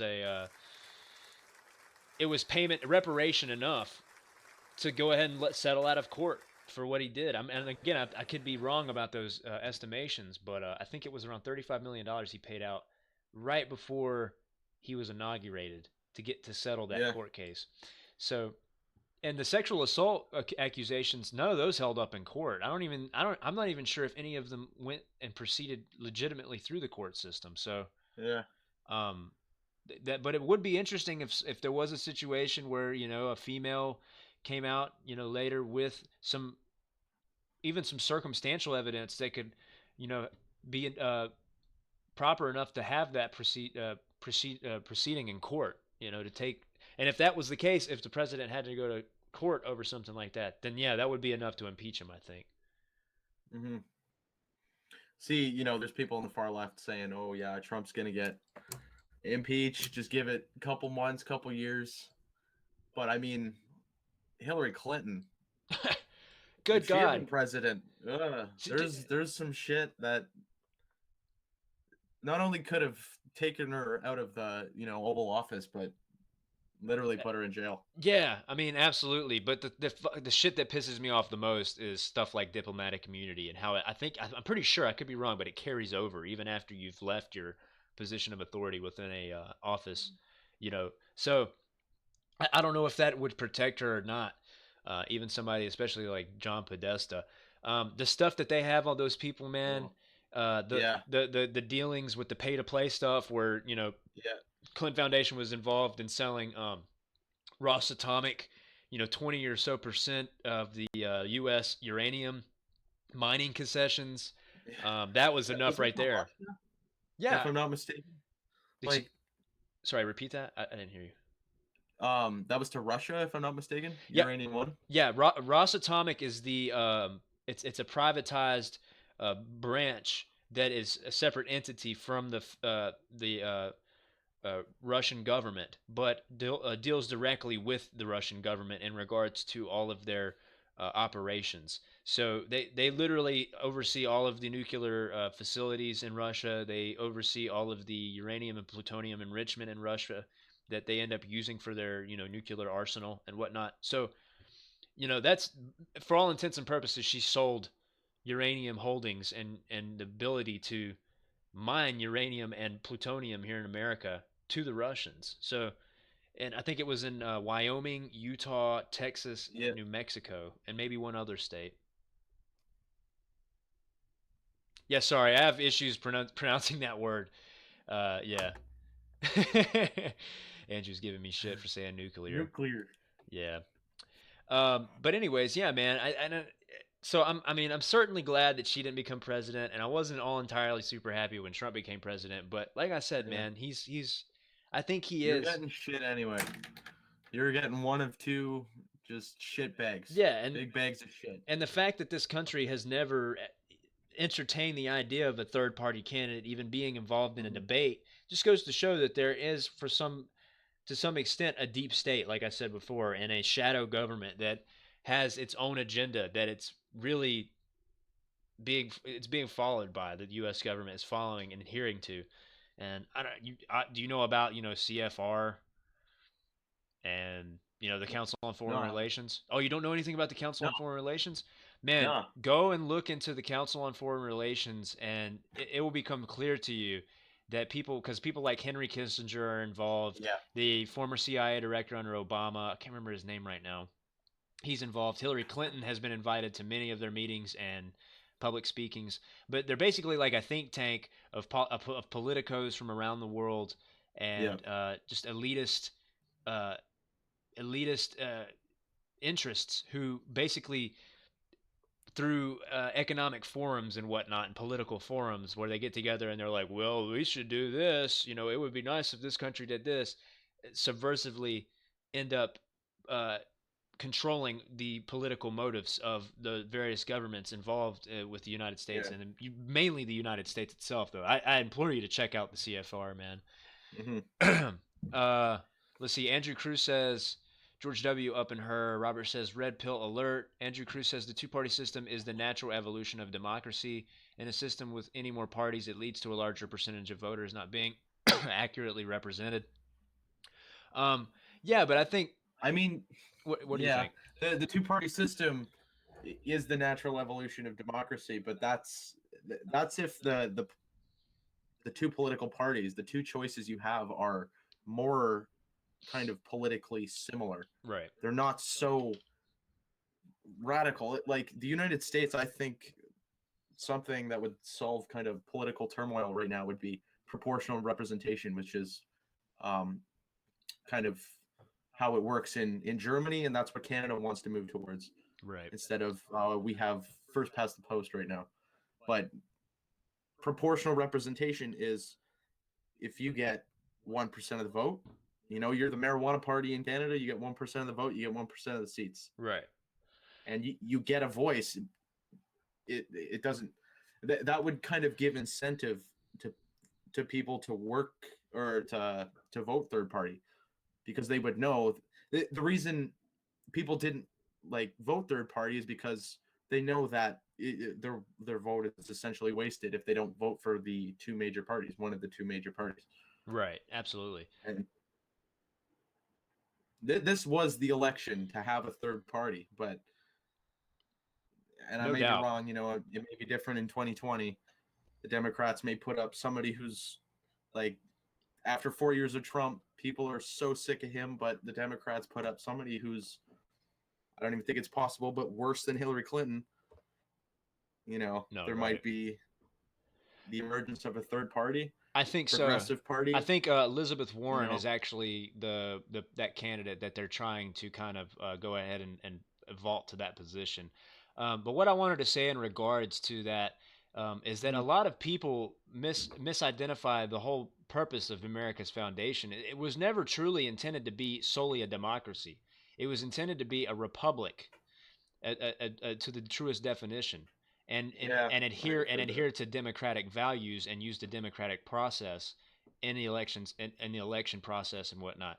But the idea of our country is founded on senators representing states, and the senators getting together, discussing the various issues domestically and as well as geopolitically, and then moving towards solutions to that in respect to the citizens of their states.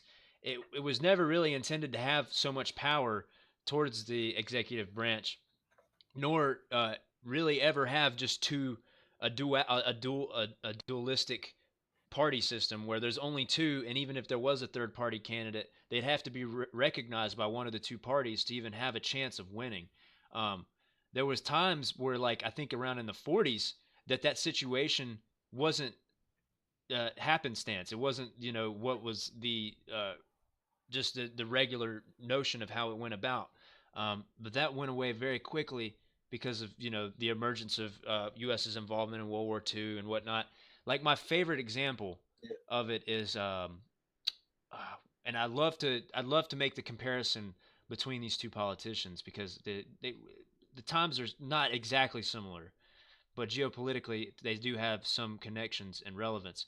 But I think his name was here. Let me look it up real quick because I can't fucking. I know his first name was Harry. Let's see, FDR. Truman? No, not well. He actually, this character was running for vice presidential nomination under FDR during the, I think the third term of FDR's presidency. He was already nominated, but then they were voting for vice presidential nominations. Things were a little bit different back then, but he was actually ousted Oh, yeah. by the Democratic Party and replaced by Harry Truman because of lobbyism. And this was like the first time that lobbyism actually had a vice grip over a party and took control and changed public, not only public opinion but political opinion as well. Because this guy was overwhelmingly going to win the vice presidential nomination, and it's arguable that if he had won, Harry Truman obviously wouldn't have superseded FDR in his third. Was it his third presidential term when he passed away in office, and then Harry Truman became president, and then he inevitably used the nuclear option to take out Japan. There's all these different implications. Let me look up his name real quick. Harry. Did FDR die in office? Yeah, he did. He died in I think it was his third. Yeah, in the very early parts of his third term. Let me see here. Harry. I got it right here. Actually, I got it in my notebook. What am I doing? I got his name written down. Let me look it up. 'Cause I got it right here. Pretty sure. Damn, I got so much fucking shit everywhere. But either way, I'll remember his name eventually. His name was Harry something. God damn it. But basically, he was fucked over by the Democratic National Committee, and he was told, like, look, man, you're not gonna be the pick, even though he had not only public sway in his favor, but to some extent a majority of the political favor in his favor as well. So that's and I like Henry Wallace. Henry Wallace, yes, That's thank you, who it is. Henry Wallace. Yeah. And I like to kind of attribute and compare him to what happened to Bernie because Bernie, he was sort of in the same position as Bernie was politically and publicly. Yeah. He had a lot of support. He was seen as somebody who had some great ideals, and this was somebody that transcended political parties. He had, he had the public opinion on the conservative side as well as the liberal side, and everybody loved them. But it was a matter of lobbyism taking its hold on American politics, and he was actually ousted, and he got a lower cabinet position. And he's quoted as saying, like, this is the end of my political career. I'm fucking done with this shit. Like, yeah, pretty much. You know what I mean? And again, it's arguable, it's debatable that if that had never happened, if those lobbyists had never gotten involved, which were more than likely those interested in continuing World War II, because this character had no interest in further involving America in World War II. It's arguable that the outcome of World War II would have been completely different. The geopolitical scenario after World War II would have been entirely different. And I think, especially so, he wouldn't have been an advocate to use the nuclear option. Because I think it's pretty. That's super interesting. Yeah, man, he's a really cool character to look into. Let's see here. Robert says, "Democracy, the God that failed." Mandatory reading for the class. Andrew Cruz says, "I think in 2015 our current prime minister got 34% of the popular vote." Wow. Andrew, which is true. Yeah. Okay, and that's Trudeau, right? He only got 34% of the popular vote, but he got over 50% of the It goes by ridings, which would essentially be counties, the equivalent of a county. So in Parliament, you get one seat for each riding or county. So he won 34% of the popular vote, but he got over 50% of the ridings, essentially. So that gave him the majority government, even though he only got 34% of the vote, right. The total vote. Wow. Okay. That's vastly different then.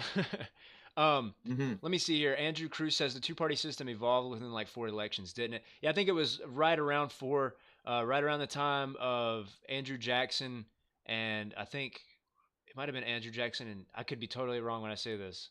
My earlier American history is kind of sapped, but I think it was Andrew Jackson and James Madison, or maybe I could again be totally wrong, but you had the formation of the Whig Party and the I think the Federalist Party, if I'm not mistaken. Again, could be totally wrong. You fact check me on it. But yeah, that's when those were the first two political parties, which were pretty much way different than where you would see the Democratic and then an opposite, the Republican Party.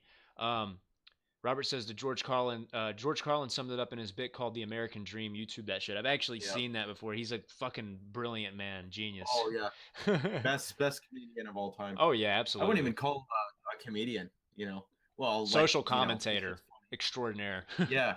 You know, Andrew Cruz says the government wouldn't really be different if you voted for a president and VP separately. I don't. Sorry, I need to clarify that. We weren't, as a public, voting for our VP. He was being nominated by the Democratic National Committee.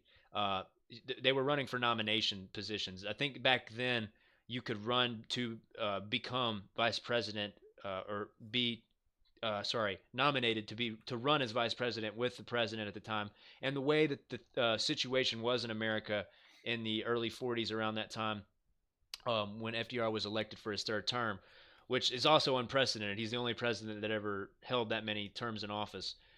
His shit was solidified. Like he wasn't going anywhere. Everybody knew he was going to win.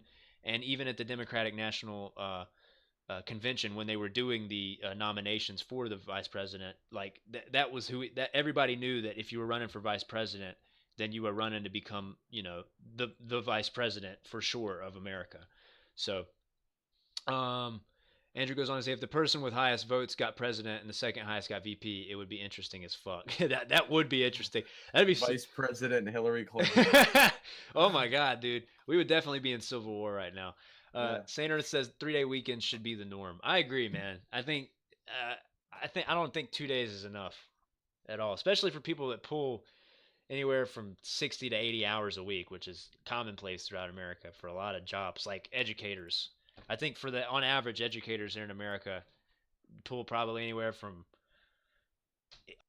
minimum probably 50 to 60 hours and maximum probably anywhere to 80 to 100 hours a week. And they're underproportionately paid completely. Andrew Cruz says, yeah, I know that's not how it worked, but it would be pretty cool. No, absolutely. Yeah, absolutely. I agree with you. That would I'll tell you what would make it interesting. Fuck it. If they got into a fucking death match in like the Thunderdome, man, and we just gave them like fucking, like deer antlers to battle each other with. Now that would make it interesting. I know that's completely retarded, but that's just me. It's a beautiful thought. Yeah, right. Maybe one day. Right. Maybe one day it'll be like the Hunger Games. Not saying that's how I want it to be. Just make it really interesting. Robert says we are still 20 trillion in the hole. Fuck sooner or later. Yeah, Robert, we actually discussed that a little bit before you came in, and I was watching this video. I think it's by a channel called Learning Liberty. I can't remember exactly, but they were putting into estimation in regards to all of the analyses of the government loans that we've pulled out from other countries, what we have to pay back, like my friend Andrew was saying, and federal debt. With it all combined in total, I think it's somewhere closer to $90 trillion. So we're at a pretty, we were unstable at 20, but 90 is absolutely mind-boggling. And again, I think, let me find the channel so I can send you guys the video for that, because it's pretty cool. Let me see your YouTube. Go here. I see 90 trillion. Yeah, they're called Learn Liberty is the channel name, and the video is called How Big is the U.S. Debt? And I need to look further into this because I plan to talk about it in one of my next live streams. And it's a pretty interesting video, man, if you guys want to check that out. And I put it in the chat. I'll send it to you, though, in Google Hangouts if you'd like. Yeah. But yeah, man, seriously, we had some interesting topics tonight, man. And I hate to say it, but I wish we could have heard a little bit more about what Trump said, but I think we all get the gist. Basically saying, look, it's my way or the highway. This is what I want to do. Kind of paid homage to some troops and some of their family, it looked like. I think so, Robert. Robert asked, "Does the 90 include unfunded liabilities?" I believe so. It's what the government as a whole is liable to pay back in total. And if you watch the video, it doesn't go super in depth, but it puts out a pretty well versed opinion on it. And I have, like I said, I haven't looked into the evidence completely and totally, but I plan on it, and I want to talk about it in the next live stream. So, check out the video and let me know what you guys think for sure. It's only about 2 minutes long. It's not long at all. Ah, shit, it's Bagel Waffle. Hey, Bagel. Is that one of your buddies? Yeah, he was a part of my last live stream that I hosted. That's just called Chill. Oh yeah. He was my mate that was had his webcam on, and we were talking about like some philosophical stuff, and we were talking about video games and books. We talked about some books. We talked about the existence of extraterrestrial intelligence and all this. Ooh, yeah, I like that. Yeah. Well, you know, me being a fucking physicist, Okay. I like to look up at the sky and kind of wonder what the fuck is out there. What's going on? Yeah, no, I hear you, man. I absolutely love physics, but man, math and numbers have never been my gig. So Yeah. when I got into the astrophysics and stuff, I had to step back and be like, all right, I need somebody to explain this shit to me. This is, but Bagel, we actually just got done covering Trump's congressional speech. We've been discussing anything from healthcare to the private prison industry to legalized marijuana, what that's done for some of the states' economies, just all sorts of different shit. You know how it is in here. We fucking hop around like hopscotch, man. Yeah. But this is my pal that I met tonight. His name is the Patriot. What is your name again? I gotta look on here. Political Canuck. The Political Canuck. I didn't see it in the chat for a minute, so sorry about that. Yeah, this mate I just met earlier tonight. And I'm glad to have met you, man. It's been interesting sitting and chatting with you and sharing some of our views, man. And, it's always nice to meet somebody from another country and kind of see how they think differently than you. Absolutely. Honestly, I like we just had reading week there last week, and you know, I go out to the bar a couple times, try to pick up chicks, don't have too much luck. I hear you on that. The best time I could ever have when I go out is just talking to a random fucking person about political shit. I hear you. And talking to somebody who's on the other side of the aisle, or you know, similar to you on a variety of issues, and just kind of seeing how other people think.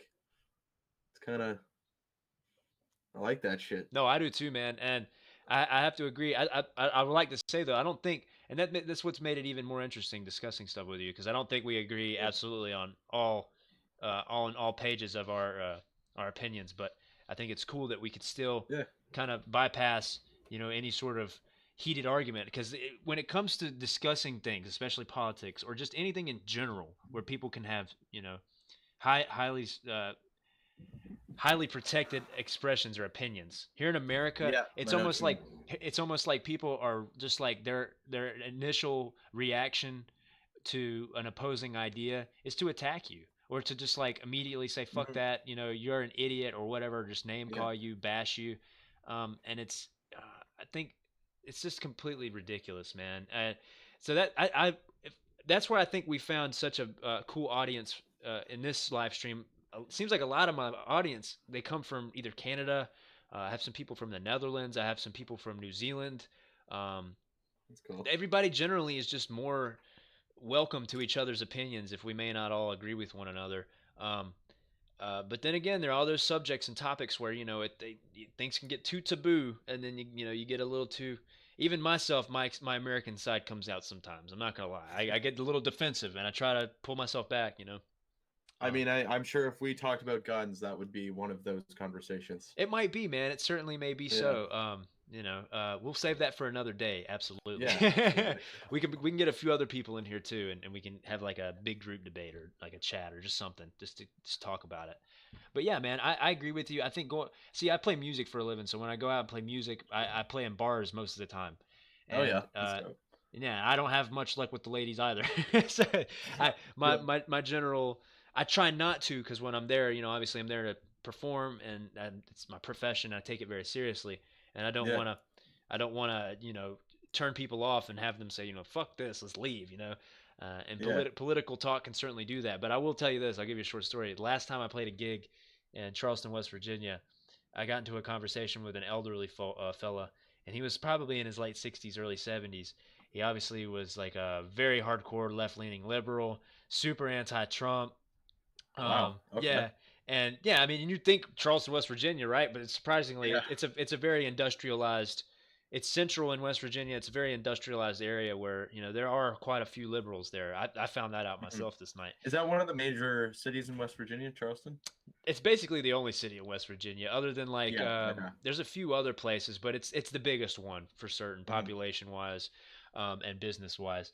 It's a very beautiful place. If you ever get to visit there, I recommend it.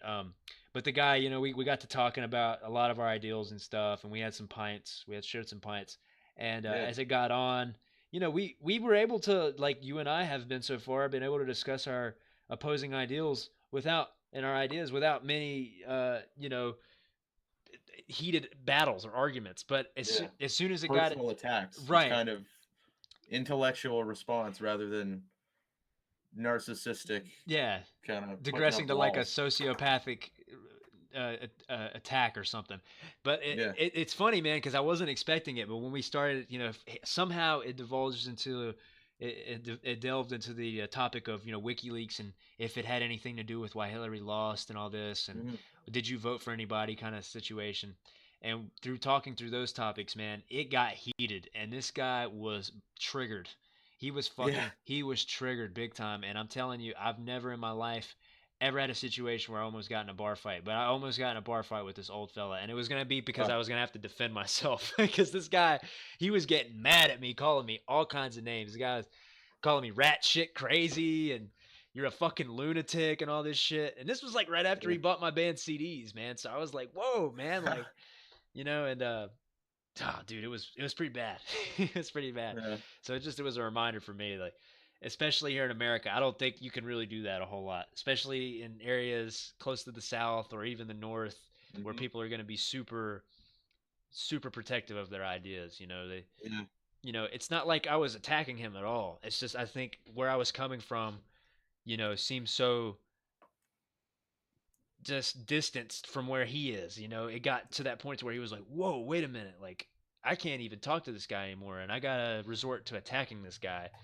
Mhm. You know what I mean? And it was crazy, man. So, but I think that's what being having a bar is about, really. Is about having patrons who are able to still look past their indifferences and say, you know what, it's cool. Let's have another beer. Let's Yeah. chill. Sometimes alcohol gets in the way of that. Oh, I understand. absolutely. Especially when you've had four or five of them. Oh yeah. That can certainly be the case. I bet you guys got some good beer in Canada too, though. That's something. That's probably one of the few things we wouldn't agree on. Is whose beer is better? Okay, yeah, maybe. Yeah. You got to remember though too, here around the area I'm in North Carolina is what they're heralding right now across the world, I think, as the craft beer capital of the world. Oh yeah. You ever heard of Asheville? No, never. Oh wow, yeah. They got like a big festival there. Oh man, I think there's something. Well, they have tons of beer festivals, but I think there's something like close to like 400 or 500 breweries up there. I mean, Wow. it's ridiculous, and each one's got their own special beer. And I play at a lot of breweries too, so it's like it's ridiculous, man, how much beer is out there and that you can try. Yeah. You know what I'm saying? That's But cool. there's certainly more shittier beers than there are good ones out there. That's for sure. Yeah. Definitely. Yeah. Feel that. You mind me asking, what do you play? I Like play. in your band? Oh, I'm a percussionist. I play anything that deals with rhythm. So the drums, Okay. shakers, stuff like that. Yeah, man. Yeah, that's dope. Yeah, man. Robert says MG Tau equals pump and dump stack dollars. What do you mean MG Tau? I don't know. I don't know what this anagram stands for. Or not anagram. What is that? Oh, men going their own way. Yeah. What does that even mean? That's what just came up as Oh, soon as I okay. Googled it. There's that website dedicated to it, Urban Dictionary. Men going their own way as a statement of self Punk. ownership, where the modern man preserves and protects his own sovereignty above all else. So basically, being an alpha, I Yep. guess. Pump and dumps. Oh man. Hell yeah! Alrighty. Sandra says I Fuck have bitches good friends get in money. Is that Nashville. what he's saying? Yeah, I think that's what he's kind of alluding to. Yeah. Pump, I guess, pump weights, take dumps, and stack chips. Hell yeah, man! Empower yourself any way that makes you feel good. That's what I'm all about, man. It's cool that you have friends up here, Saint Earth, man. Seriously. Um, but yeah, man. I think this is gonna be the end of the live stream. I'm going on 3 hours and 40 minutes now, so definitely gonna be one of my longer live streams that I've hosted. Yeah. But man, it's been a pleasure having you here, Political Canuck, and I look forward to Yeah. staying in touch with you, man. And next live stream or whenever you're available, man, I'll certainly ask and see if you're interested in getting involved. And Yeah, for sure. Hit me up on Facebook anytime you're doing that. How often you normally do them? generally, I try to do it just about every day, 5 p.m. Eastern Okay. Standard Time. I do a live stream every day. I try to. Sometimes my internet provider is complete Yeah. fucking bandwidth Nazi, and they try to control everything about it. So it's tough to do my live stream some days because another reason is YouTube's live stream situation is still in beta, I think, and it's really tough. You know, for YouTube to deal with the encoder, my ISP, and then all this other these things that are also directly involved with the live stream. So generally every other day, but if I can, every day. So I usually have it scheduled on my channel. Um, and I don't know if you did, but when you subscribe, there's a little bell next to the subscribe button, and if you click that, it'll keep you notified to that. Okay. I'm actually also working on videos as well. I want to start putting out videos. Yeah, I definitely.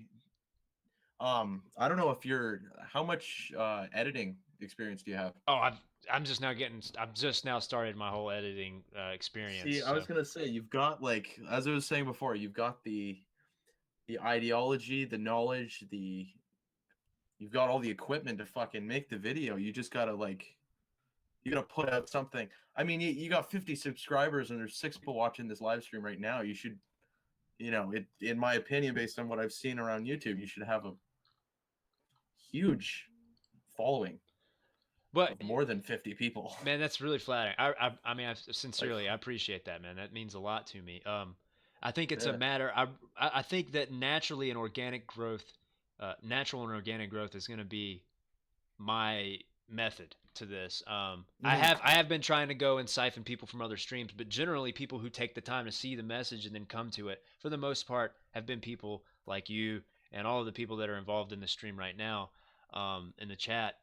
They're generally just, some people have different ideas, some people have different values, but we all generally have the same respect towards each other as human beings and respect to each other's lives. yeah, You know what I'm saying? So I think ultimately my idea is to grow with more people like this, and even if it takes me a year or whatever to continue to grow, that's fine. yeah, But I do think, editing videos and putting out material that is out there and available for people to view at any time, other than just the live streams, definitely will give them a better uh, look into what I'm trying to do and the situation that is what goes on in this live stream. It's just hard to mhm, put out videos, man, without being totally biased talking about stuff. You know what I yeah, mean? And that's really my thing. Is I don't like. I'm not trying to shove what I think down people's throats. I really, really want yeah, this live stream to be about learning with each other and augmenting an environment where we're comfortable with expressing our opinions with one another without, like I said earlier, feeling like we're going to be attacked, or yeah, trolled or something. You know what I'm saying? So I'm certainly still learning the formula and how to uh, go about it, but its development and growth is certainly of interest to me in regards to the stream. So hey, again, man, I appreciate yeah, you, man. It means a lot that you yeah, you just jumped in today and you have all that stuff to say about me, man. It really yeah, it helped. It's a drive. It's more of an ambition. yeah. I feel you, man. Well, if you ever need somebody to edit your content, I like had 5, 6 years of doing that shit. Oh, really? I just Okay. don't have any personal kind of I don't have the personal personality to like put out anything that people find appealing. Hey man, I honestly, that's how I feel about what I do. I mean, seriously, Yeah. it's tough for me to, like, even today I was like, man, should I even live stream? Like, I know I got people that will come in and I love them, but it's just like, God, there is a certain aspect to it where you have to have the confidence to go and do it. And but it's people like you, man, and the viewers that Yeah. I ended up, it's like, yeah, man, I got to do it. I got to, because it's not for me at all. It's for everybody else. And I think no matter what, it's possible for anyone to do. It's just a matter of will. You know what I'm saying? And Yeah. hell, Yeah. man, if this can be your platform to get your ideas out and to do to express how you feel and stuff, I'm more than happy to keep you involved, man. So again, I appreciate you, man, and it's Fucking awesome. right. Sounds good. Yeah, man, and maybe who knows, we can see growth together. So Yeah. I've seen plenty of channels where people host one channel with multiple people, and I mean, really, with the people in mass leaving the mainstream news media organizations and agencies, and they're not, basically the general opinion about mainstream news is it's not trustworthy. Situations like what we're doing here are going to be, people are seeking to find it more, and Mhm. not only just have an outlet for their news and find news, but also I feel like they want to suggest news and be a part of it, like you wanted to be. So it's just an opportunity for more people to be a part of it, man, and to feel like there's something more to getting that news and to sharing that news than just hearing it. Oh, daily, the daily news, right? I guess that's just my whole idea and intentions behind this. So like I said, who knows? Maybe we can see growth together. Absolutely. Yeah. Um, Oh, well, sounds good. It was absolutely, man. fucking great talking to you, and I'll definitely be around in the future. Down for some super deep intellectual conversations. Absolutely, man. And like I said, they always vary. It's not always just strictly politics. We like to talk about really anything as long as it's Yeah. interesting to not only the audience, but you and me and whoever else is involved. So, Yeah. again, man, I appreciate you, political Canuck. Canuck. I'll just start calling you Canuck. Yeah. And man, it's been a pleasure, man. I hope to speak with you soon, dude. Yeah. Sounds good, man. All right, man. Take it easy, brother. Take it easy. Yeah. All right, You man. too. Peace. Oh, damn, I didn't mean to cut him off there. Anyways, hey, man, again, Canuck, thank you so much. Everybody else, I appreciate you guys. Again, I can't tell you how much how grateful I am to have folks like you all be involved with my live stream. Um, it just means a whole hell of a lot. It makes what I do even more special to me. If without you folks, it wouldn't be a live stream. I'd just be sitting around talking to myself, watching TV or watching live streams on YouTube. So, again, much love to you all. I appreciate you all. God bless every single one of you. Robert says, "Pump and dump chick, they can ruin your life." Yep, yep, chicks can ruin your life, Robert. I've certainly experienced a few of my few situations with women that have been uh, life changing, mind altering. That's for sure. Robert says, look into divorce court and child support. Ouch. Yeah, men certainly get the stiff end of that stick, don't they? That's absolutely for sure. In most cases, not all cases. Robert said, that's free advice. Dr. Snip will cut them vast deferens for cheap. Okay, I'm not a medical professional by any means. I'm gonna have to look up what that means. Oh yeah, the vas deferens, the tube from the testicles to the urethra, right? Hey man, thanks for the advice, man. But I think I need my testosterone for at least another few years before I make that decision. But again, I appreciate everybody that's been involved tonight. It's been fun. It's always a good time sitting and talking with you guys. Look forward to being on tomorrow night. I hope my internet will be positive with me about it. And I look forward to you all getting involved again tomorrow night.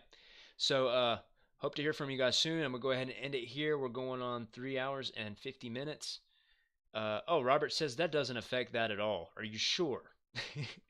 Are you sure about that, my friend? I'll hold you to it.